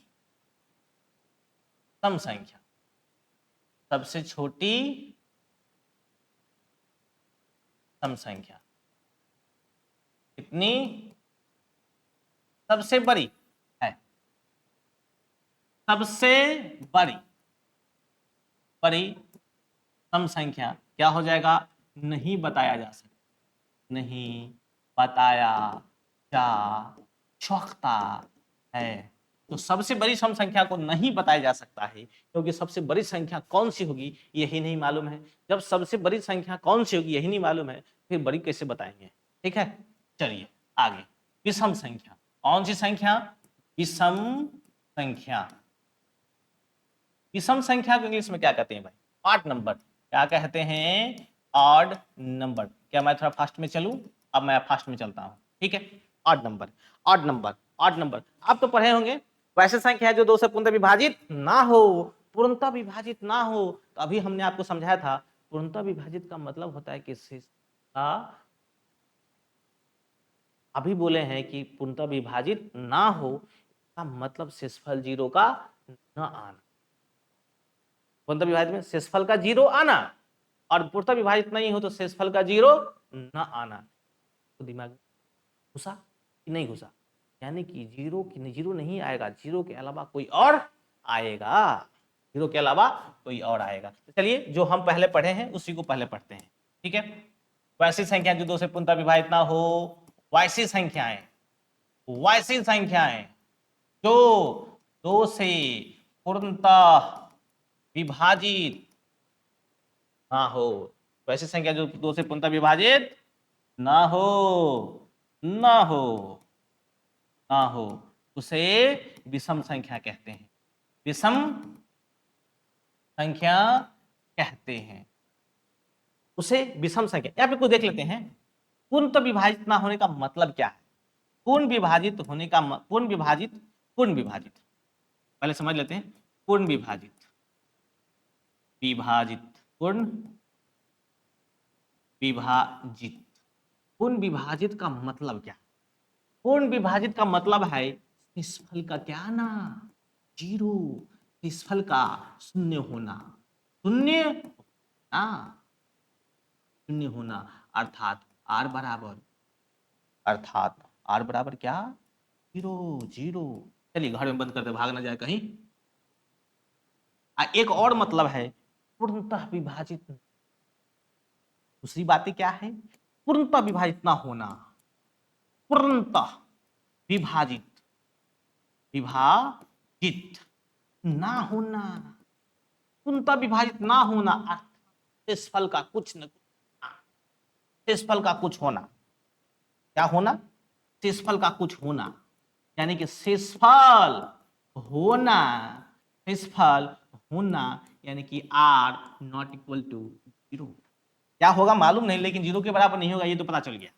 नहीं आगे पढ़ेंगे, जैसे आगे आगे तक जाएगा हम आपको पढ़ाते जाएंगे, पर जहाँ पे कुछ छोटी छोटी बातें हैं वहां पे बता देते हैं। ठीक है, क्या आपको उसमें पूर्णतः विभाजित का मतलब शेषफल का शून्य होना, पूर्णतः विभाजित नहीं होने का मतलब शेषफल का शून्य प्राप्त ना होना, क्या होगा वो देखेंगे। ठीक है, चलिए ये तो आप बचपन पढ़ते हैं। विषम संख्या वैसे संख्या जो दो से पूर्णतः विभाजित हो उसे क्या कहते हैं? विषम संख्या कहते हैं। चलिए बाबू दूसरा परिभाषा इसका पढ़ते हैं। दूसरा परिभाषा, दूसरा परिभाषा, दूसरा परिभाषा, दूसरा परिभाषा, दूसरा परिभाषा, जिस संख्या का इकाई अंक, जिस संख्या, जिस संख्या का इकाई अंक, जिस संख्या का इकाई अंक 1, 3, 5, 7 और न हो तो, न हो तो उस संख्या को, उस संख्या को विषम संख्या कहते हैं। उस संख्या को विषम संख्या कहते हैं। जिस संख्या का इकाई अंक 1, 3, 1, 3, 5, 7 और न हो तो उस संख्या को विषम संख्या कहते हैं। उस संख्या को विषम संख्या कहते हैं।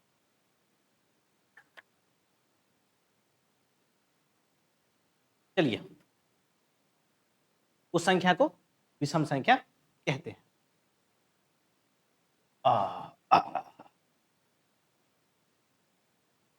चलिए जैसे में लिखते हैं, जैसे में हम ये भी कह सकते हैं परिभाषा, एक और एक और एक और एक और एक और एक और या मैं परिभाषा लिख लेते हैं। ऐसी संख्या जिसका उभयनिष्ठ गुणनखंड 2, ऐसी संख्याएं, ऐसी संख्याएं, ऐसी संख्याएं, ऐसी संख्याएं जिसका, जिसका उभयनिष्ठ गुणनखंड, उभयनिष्ठ क्या, गुणनखंड, गुणनखंड, उभयनिष्ठ गुणनखंड 2 ना हो, उस संख्या को, उस संख्या को, उस संख्या को विषम संख्या कहते हैं। उस संख्या को विषम संख्या कहते हैं। चलिए बाबा क्या था? ऐसी संख्या जिसका उभयनिष्ठ गुणनखंड 2 ना हो, मतलब ऐसी संख्या जिसका गुणनखंड एक भी गुणनखंड 2 के बराबर ना हो। अगर एक भी गुणनखंड 2 के बराबर होती है तो वो संख्याएं विषम संख्या, सम संख्याएं हो जाएगी। अगर 2 नहीं होती है तो वो कौन सा? विषम संख्या। ठीक है बाबू, जैसे 1, 3, 5, 7, 9, अब बोलिए 11, 13, 15, 17, 19 डॉट इत्यादि, डॉट इत्यादि, मतलब इकाई अंक। अब चलिए ये एग्जांपल के रूप में लिखे, इससे बड़ी संख्या है। अब यहाँ पे हम लिख लेते हैं point point point point point, note में लिख लेते हैं, नोट में लिख लेते हैं। पहला क्या है? सबसे छोटी सम संख्या, सबसे छोटी, छोटी विषम संख्या ना, सॉरी, सबसे छोटी विषम संख्या, सबसे छोटी विषम संख्या कौन सी है? कौन सी है? एक है। अरे है कि नहीं है? है। चलिए, सबसे बड़ी विषम संख्या क्या? क्या फिर से बोलिए। हाँ, ये भी नहीं मालूम, क्योंकि संख्या का अंत मालूम ही नहीं है, तो नहीं बताया जा सकता।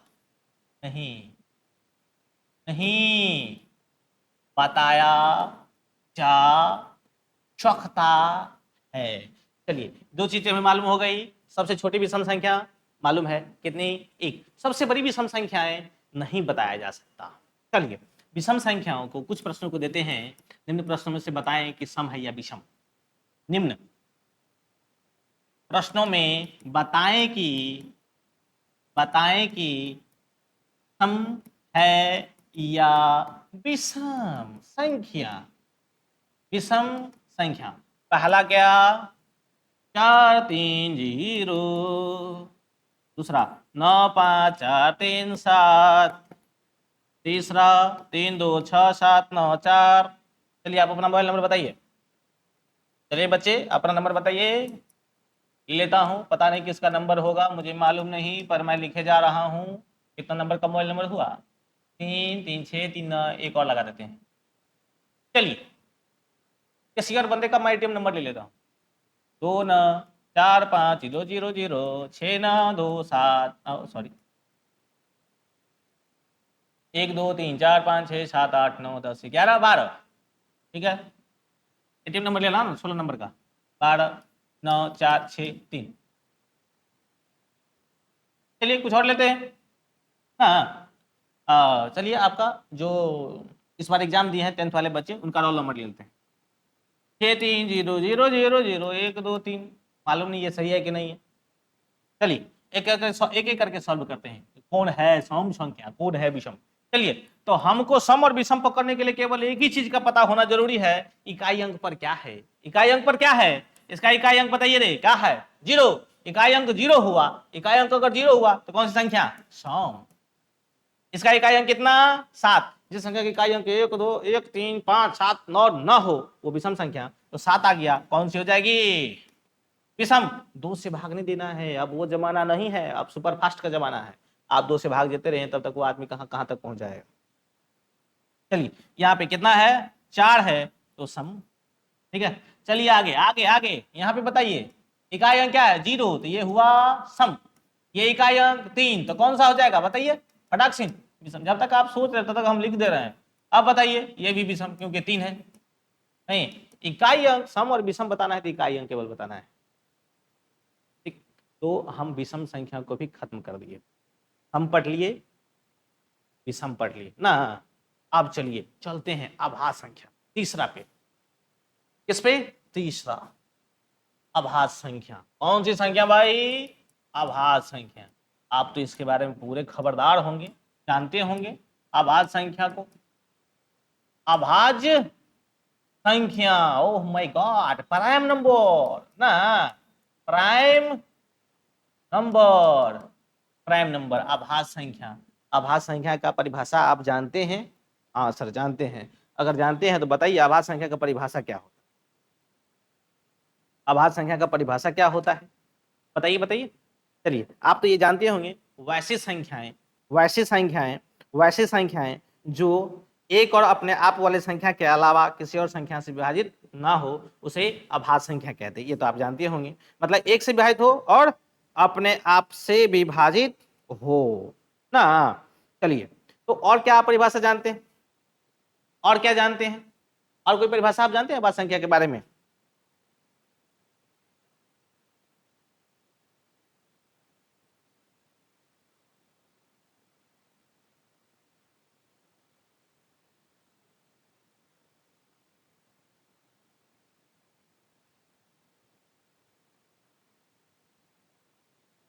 चलिए, अभाज्य संख्या वैसी संख्याएं जो एक और अपने आप वाले संख्या से विभाजित हो। ऐसी संख्याएं जो केवल दो संख्याओं से विभाजित हो। ऐसी संख्याएं जो केवल दो संख्याओं से विभाजित हो।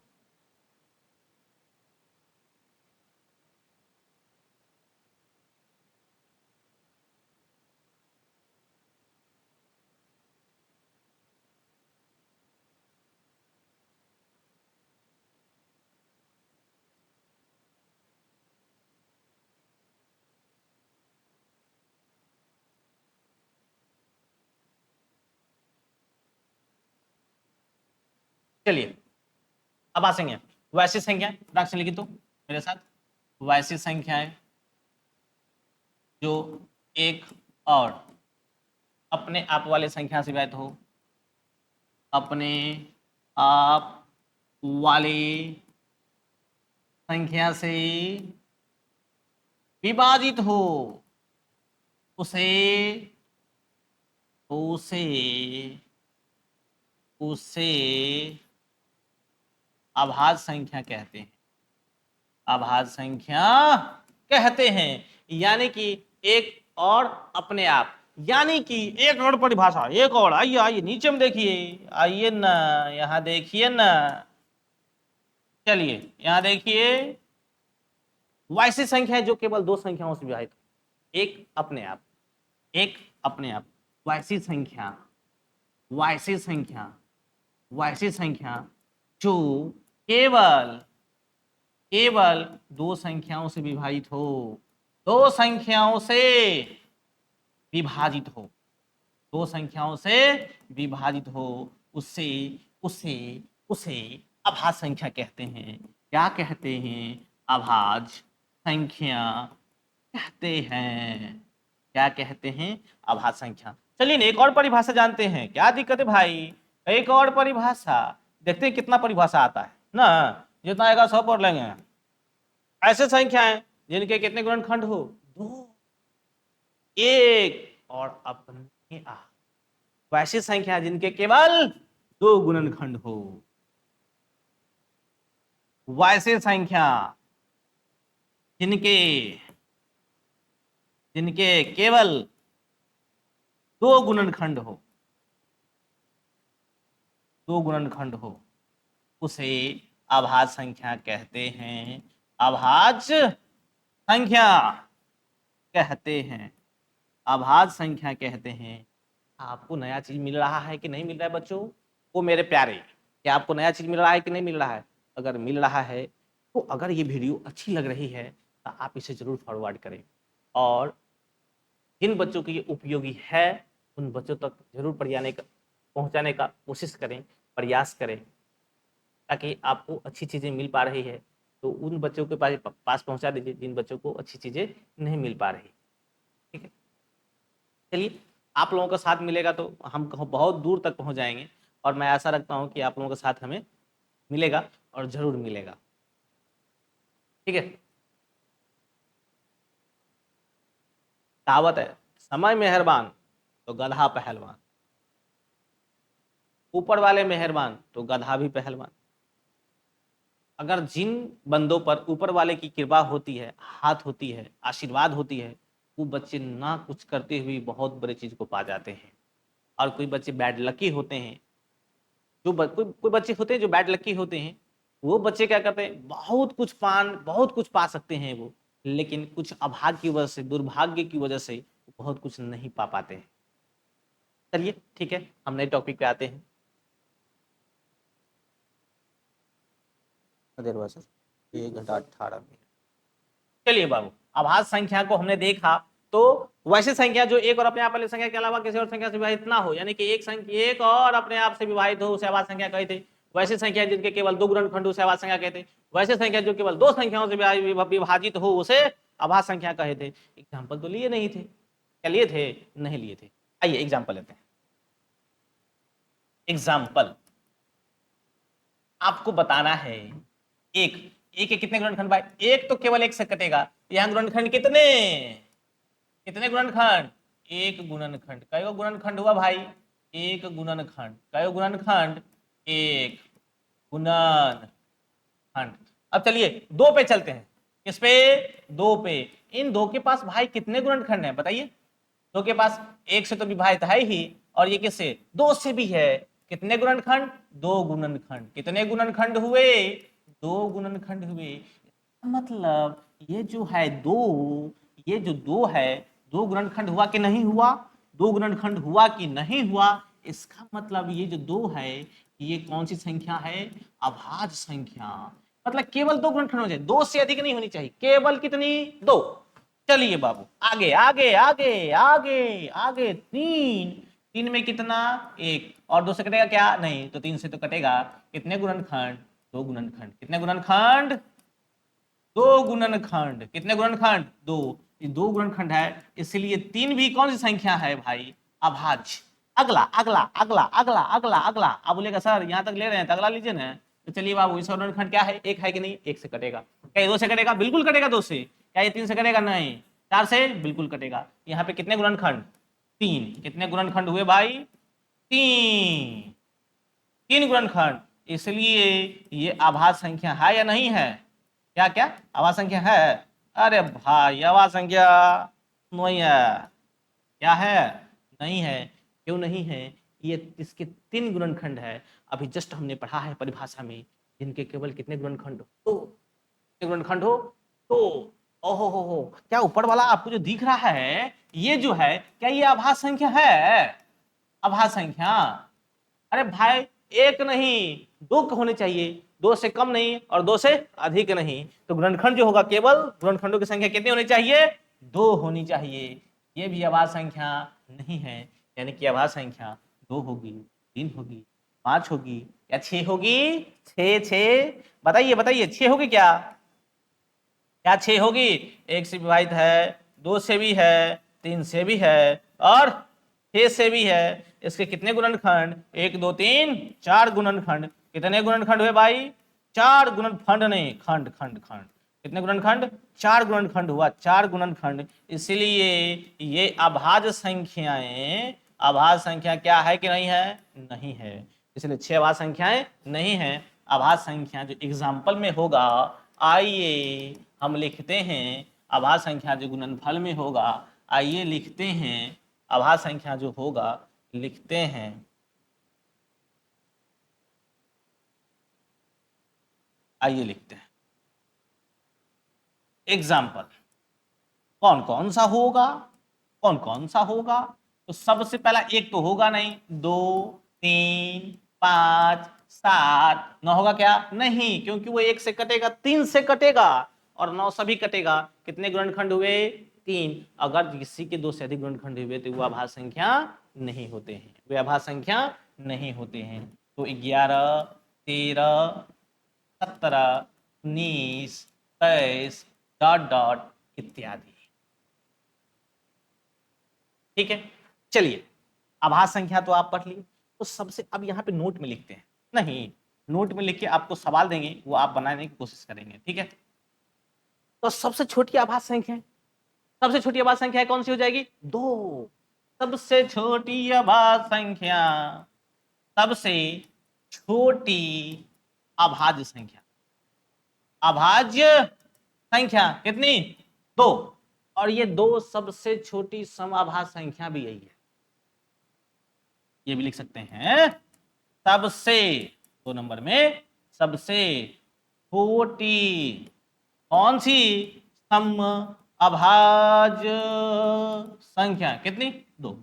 ये सबसे छोटी समअभाज्य संख्या भी है, इसे याद रखिएगा। इसे सबसे छोटी अभाज्य संख्या भी 2 ही है, और सबसे छोटी समअभाज्य संख्या भी क्या है, क्या आपको याद रहेगी, सबसे बड़ी अभाज्य संख्या, सबसे बड़ी अभाज्य संख्या नहीं मालूम, सबसे सबसे बड़ी अभाज्य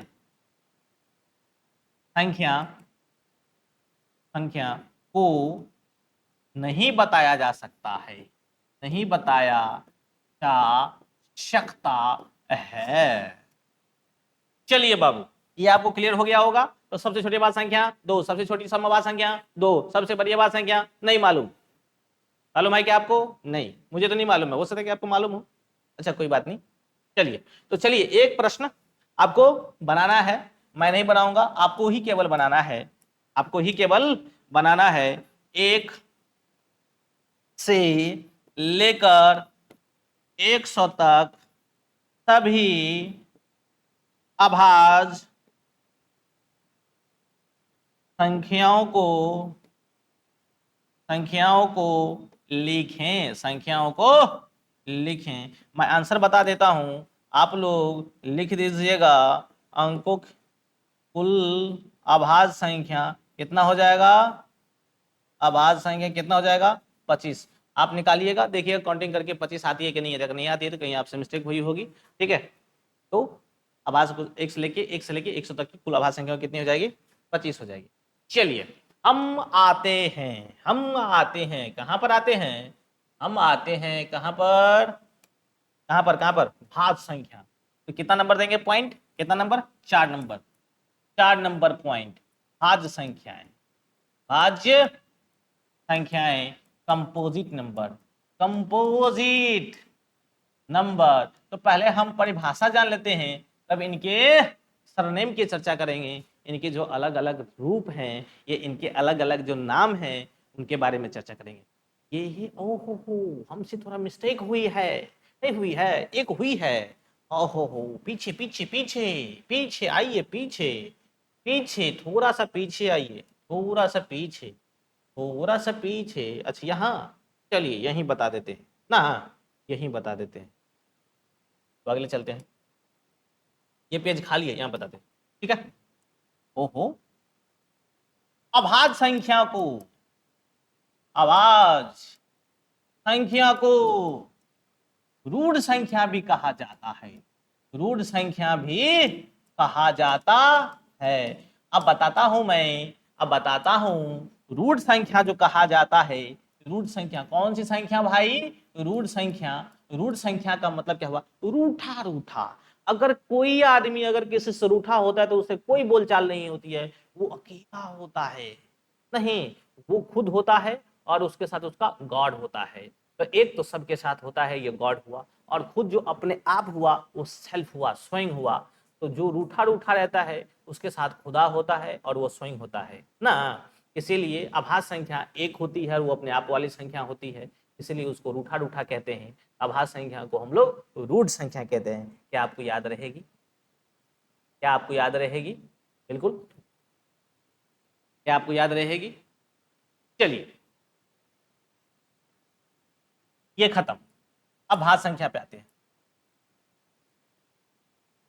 भाज्य संख्या, वैसी संख्या, वैसी संख्या जो एक, जो एक और अपने आप, अपने अपने आप के अलावा, के अलावा, अलावा किसी और संख्या से विभाजित हो, किसी और संख्या से विभाजित हो,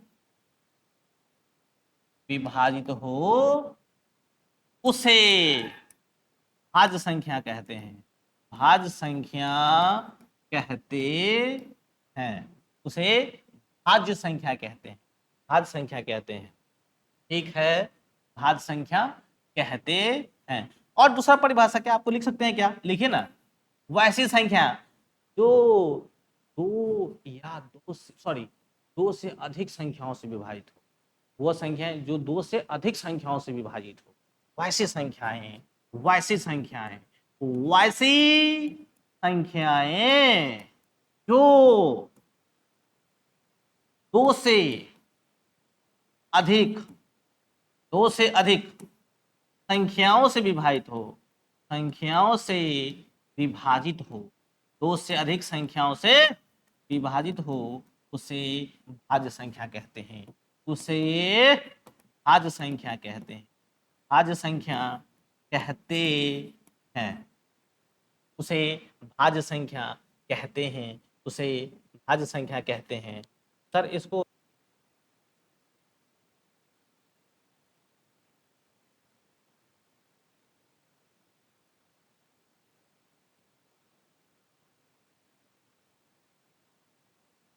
कहते हैं, एक और परिभाषा जानने की कोशिश करते हैं। वैसी संख्या, वैसी संख्या, वैसी संख्या जिनके दो से अधिक गुणनखंड, वैसी संख्याएं जिनके दो से अधिक गुणनखंड हो, वैसी संख्याएं, वैसी संख्याएं जिनके दो से, दो से अधिक गुणनखंड हो, अधिक गुणनखंड हो, उसे, उसे भाज्य संख्या कहते हैं, भाज्य संख्या कहते हैं। चलिए बाबू आगे, उसे भाज्य संख्या कहते हैं।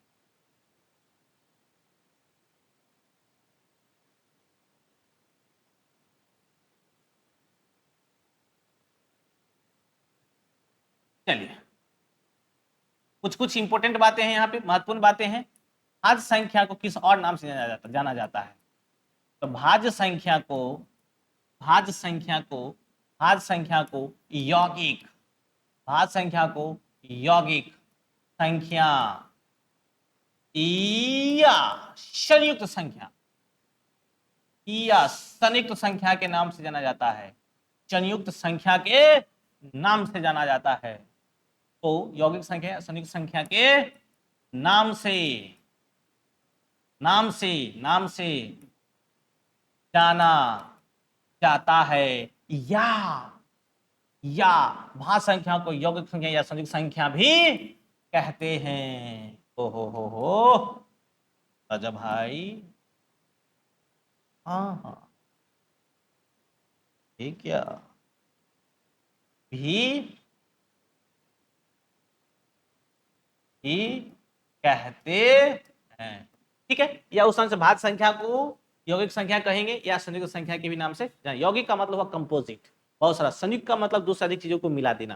संयुक्त भिन्न संख्या भी आएंगे जिसमें एक पूर्ण संख्या को और एक भिन्न संख्या को मिला देंगे तो संयुक्त भिन्न संख्याएं हो जाएगी, जिसको पूर्णांक के रूप में लिखते हैं हम लोग, ठीक है, पूर्ण संख्या के रूप में लिखते हैं। चलिए यहाँ पे इसका एग्जाम्पल लेते हैं, एग्जाम्पल को समझने की कोशिश करते हैं। तो हम तो एक को छोड़े, एक तो कुछ था ही नहीं भाई, दो आभास संख्या था, दो लेंगे नहीं, तो इसके बाद कौन हो जाएगा? चार। चार, चार में कितने गुणनखंड है देखिए तो, एक है, दो भी है, और क्या है? तीन है। तो दो से अधिक है कि नहीं है? दो से अधिक गुणनखंड है। क्या है? दो से अधिक गुणनखंड, दो से अधिक गुणनखंड है। और दो से अधिक गुणनखंड है, दो से अधिक गुणनखंड है। अच्छा यहां से मिस हो गया था, कोई दिक्कत नहीं, आप लोग तो वैसे भी कलाकार हैं। चार, ठीक है, ऐसे छोटी छोटी गलती होती रहती, कोई बात नहीं है। तीन के चार, चार के तीन, तीन के चार, चार के तीन, होता उल्टा पुल्टा होता रहता है। तो चार, तो चार चार से विभाजित है, तो दो से अधिक गुणनखंड है, और दो से अधिक गुणनखंड है, इसीलिए तो चार को हम क्या कहे थे? भाज्य संख्या है। तो भाज्य संख्या का परिभाषा ही हमने पढ़ा कि वैसी संख्या जिनके दो से अधिक गुणनखंड हो। वैसी संख्या है जिनके दो से अधिक गुणनखंड हो, उसे क्या यौगिक संख्या कह सकते हैं? अब भाई भाज्य संख्या की दूसरा नाम है तो यौगिक संख्या है। क्या उसे संयुक्त संख्या कह सकते हैं? बिल्कुल कह सकते हैं, क्योंकि वही तो वही भाज्य संख्या है जो संयुक्त संख्याएं हैं। चलिए तो चार हुआ, एग्जाम्पल के रूप में लिखते हैं। चार और कौन सा मिलेगा? 6, और कौन सा? 8, और 9, 10, 11 कौन सी संख्या है भाई? अभाज्य संख्या है, ये नहीं। 12, क्या 13 होगा? नहीं, वो भी अभाज्य संख्या है। 14, 15, ऐसे करके बढ़ते जाएंगे तो बहुत मिलेंगे, इतना को नहीं लिखना है। इत्यादि, इतिज और आदि, या इसे एक्सेट्रा लिख सकते हैं, ईटीसी नहीं। चलिए तो आपसे पूछ सकता है, आपसे पूछ सकता है नोट में कि बताइए सबसे छोटी भाज्य संख्या कौन सी होगी? सबसे छोटी भाज्य संख्या बताओ, बताओ। सबसे छोटी भाज्य संख्या, सबसे छोटी भाज्य संख्या 4, यही सबसे छोटी भाज्य संख्या सम संख्या है। तो सबसे छोटी समभाज्य संख्या, तो ये भी कह सकते हैं दूसरे पॉइंट में, सबसे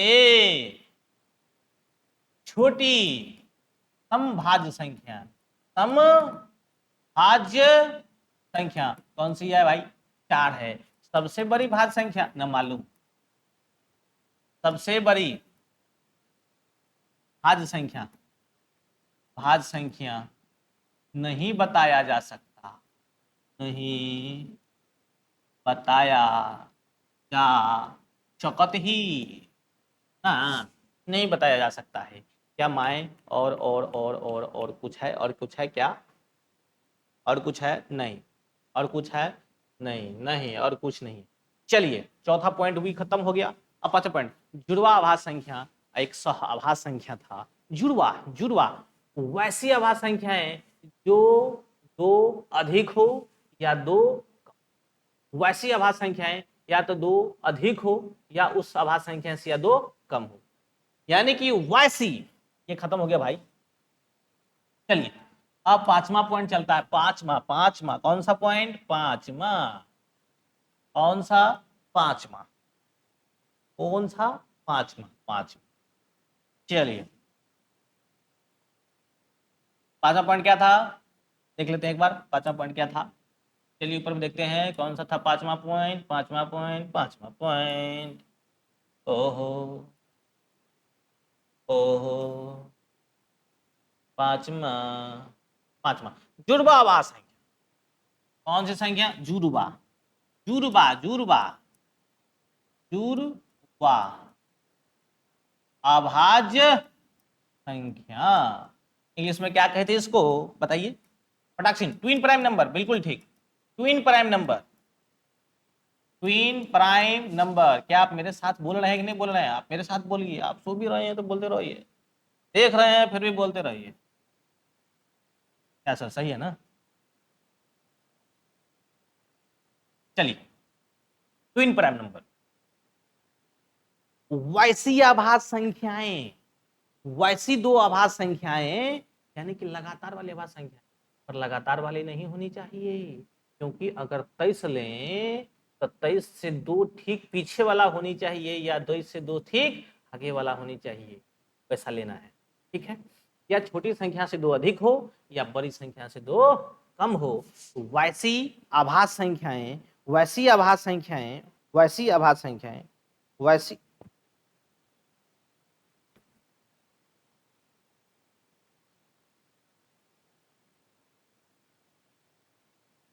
वैसी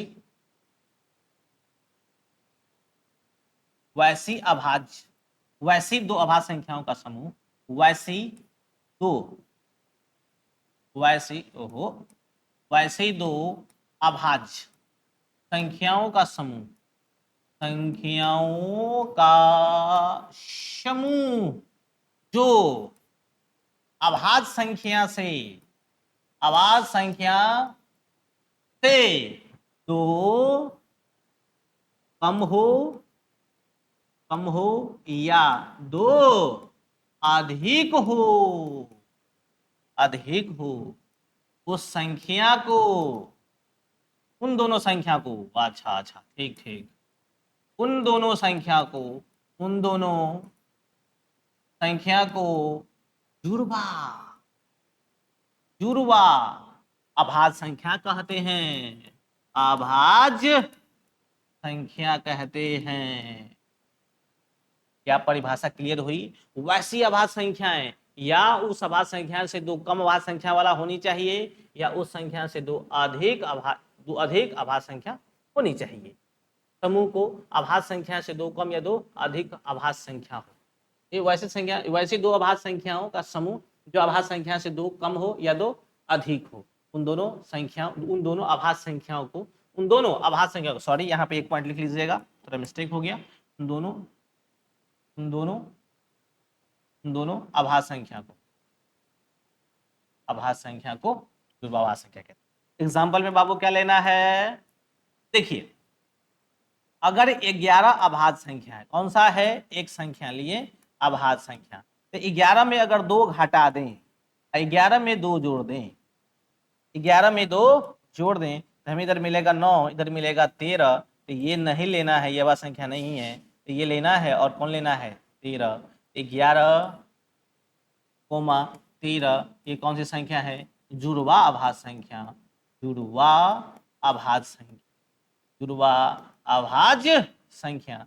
चलिए आगे देखते हैं, एक एग्जांपल और लेते हैं, एक एग्जांपल, ताकि आपको कंफ्यूजन क्लियर कर सके ना, कंफ्यूजन क्लियर हो सके आप।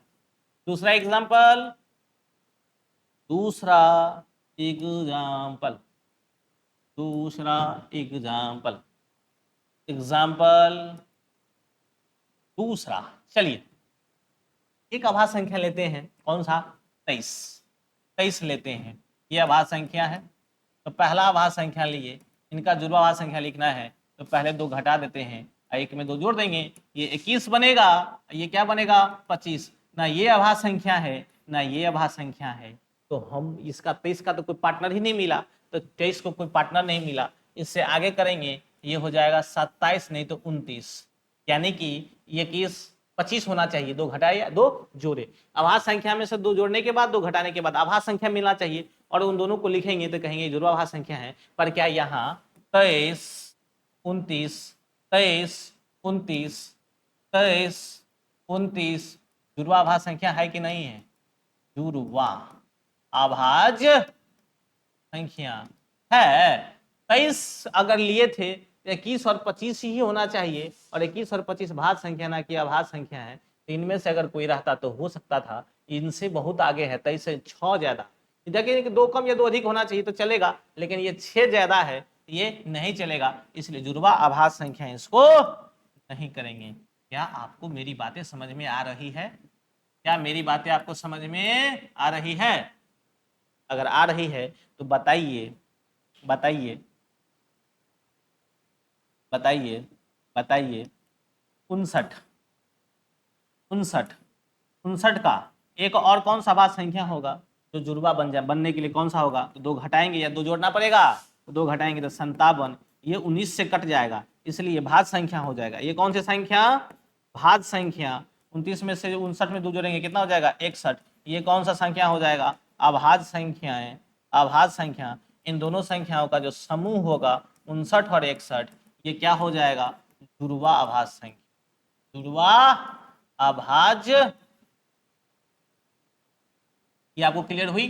चलिए अगला है, अगला जो मेरा प्रश्न है, अगला अगला अगला जो मेरा सबसे लास्ट है, आज का लेक्चर का सबसे लास्ट, कल से हम लोग शुरू करेंगे प्राकृतिक संख्या के बारे में, पर यह अभाज्य संख्याओं का आज हम खत्म करते हैं क्योंकि आपका लेक्चर थोड़ा लंबा हुआ है।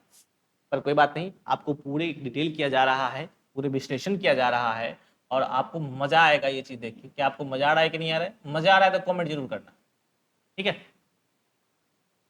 तो लेक्चर हम फास्ट में करेंगे। क्या आपको फास्ट चाहिए या इतना पे स्पीड ठीक है? जो बच्चे अगर पूरी वीडियो को देख रहे हो तो इस चीज़ को जरूर बताएं कि वीडियो हमारा ठीक था स्पीड, या इस जो कंटेंट हम लिख रहे हैं उसकी स्पीड को और बढ़ाया जाए। अगर नहीं मेरी स्पीड ठीक है तो ठीक है, अगर स्पीड बढ़ाना पड़े तो आप जरूर कमेंट करें कि हाँ सर आप स्पीड बढ़ाइए, तो स्पीड आपकी कम है, ठीक। तो चलिए ये मेरा खत्म हो गया जुड़वा आभाज्य संख्या, और एक था ये 5वां था, तो 6ठा हो जाएगा सह अभाज्य संख्या। सह अभाज्य संख्या, सह अभाज्य संख्या के लिए इसमें कहे थे को प्राइम नंबर, को प्राइम नंबर, प्राइम नंबर, सह अभाज्य संख्या, सह अभाज्य संख्या, को प्राइम नंबर, सह अभाज्य संख्या, को प्राइम नंबर, सह अभाज्य संख्या। वैसी संख्या है जिन संख्याओं का मौसा क्या हो? एक हो। वैसी संख्या जिन संख्याओं का मौसा एक हो। वैसी संख्याएं जिन संख्याओं का मौसा क्या हो? एक हो, एक हो।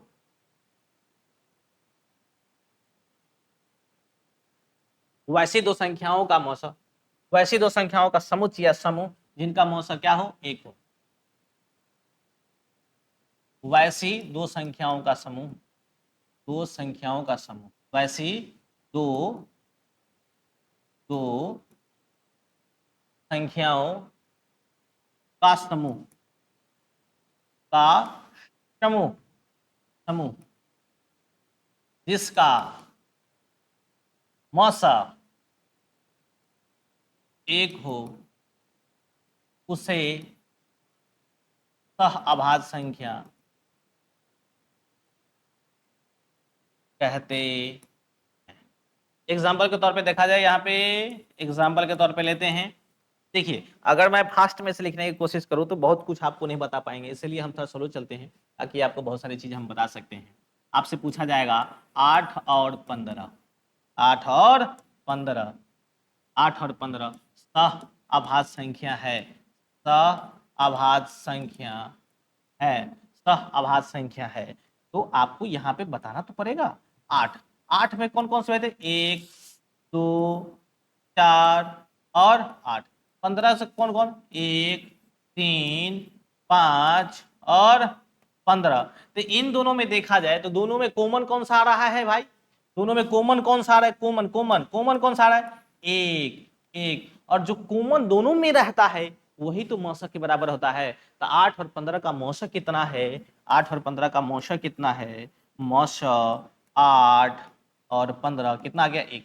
तो परिभाषा के आधार पे वैसी दो संख्याओं का समूह, वैसे दो संख्याओं का समूह जिनका मौसा कितना हो 1 हो, तो उन दोनों संख्याओं को क्या कहेंगे सहभाज्य संख्या।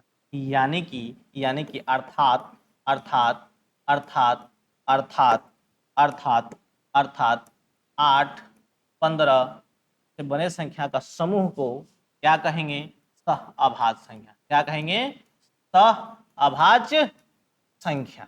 ठीक है। और अगला एक एग्जांपल और लेते हैं, एक एग्जांपल और लेते हैं, एक एग्जांपल और लेते हैं, एक एग्जांपल और लेते हैं। ठीक ना। चलिए क्वेश्चन क्वेश्चन क्वेश्चन क्वेश्चन 21 और 35 क्या सहअभाज्य संख्या है? सहअभाज्य संख्या है। तो सहअभाज्य संख्या कौन कौन सी विभाजित है देख लेते हैं। 1 से है, 3 से है, 7 से है और 21 से है। 35 में देख लेते हैं। 1 से है, 5 से है, 7 से है और किससे है 35 से है। इसमें कॉमन कौन कौन सा आया? एक तो आया ही आया, और कौन सा आया? यहाँ पे 7 है, यहाँ भी 7, 1 और 7। मौसा जो है वो क्या हो जाएगा 21 और 35 का मौसा हो जाएगा 1 गुणित 7, तो 7 हो जाएगा।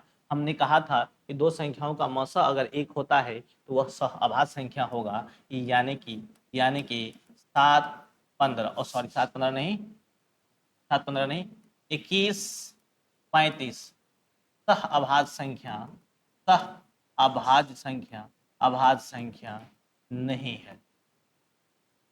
चलिए मैं अपने इस सब्जेक्ट को खत्म करता हूं। अगले टॉपिक में हम लोग पढ़ेंगे प्राकृतिक संख्या के बारे में। और अगर ये वीडियो आपको अच्छी लगा हो तो इसे शेयर करने की कोशिश करें और जरूरतमंदों तक जरूर पहुंचाएं। जो भी बच्चे आप इसे देख रहे हैं आप इत्मीनान से देखें, आपको सारी कंटेंट एक बेहतर कंटेंट मिलेगी। और जब ये इसको हम खत्म कर लेंगे टॉपिक बाय टॉपिक तो एक मैराथन के रूप में लेकर आएंगे जिसमें बहुत सारे सवालों की संख्या होगी और निश्चित रूप से उसको एक एक करके हम लोग सॉल्व करेंगे। तब तक के लिए आपका शुक्रिया। जरूरतमंदों तक इस वीडियो को जरूर पहुँचाएँ और ब्रेन जैम ऑनलाइन क्लासेज जो चैनल है उनको अधिक से अधिक सब्सक्राइब करने की कोशिश करें, अधिक फैलाने की कोशिश करिए। आप लोगों को बहुत बहुत धन्यवाद। ठीक है, थैंक यू।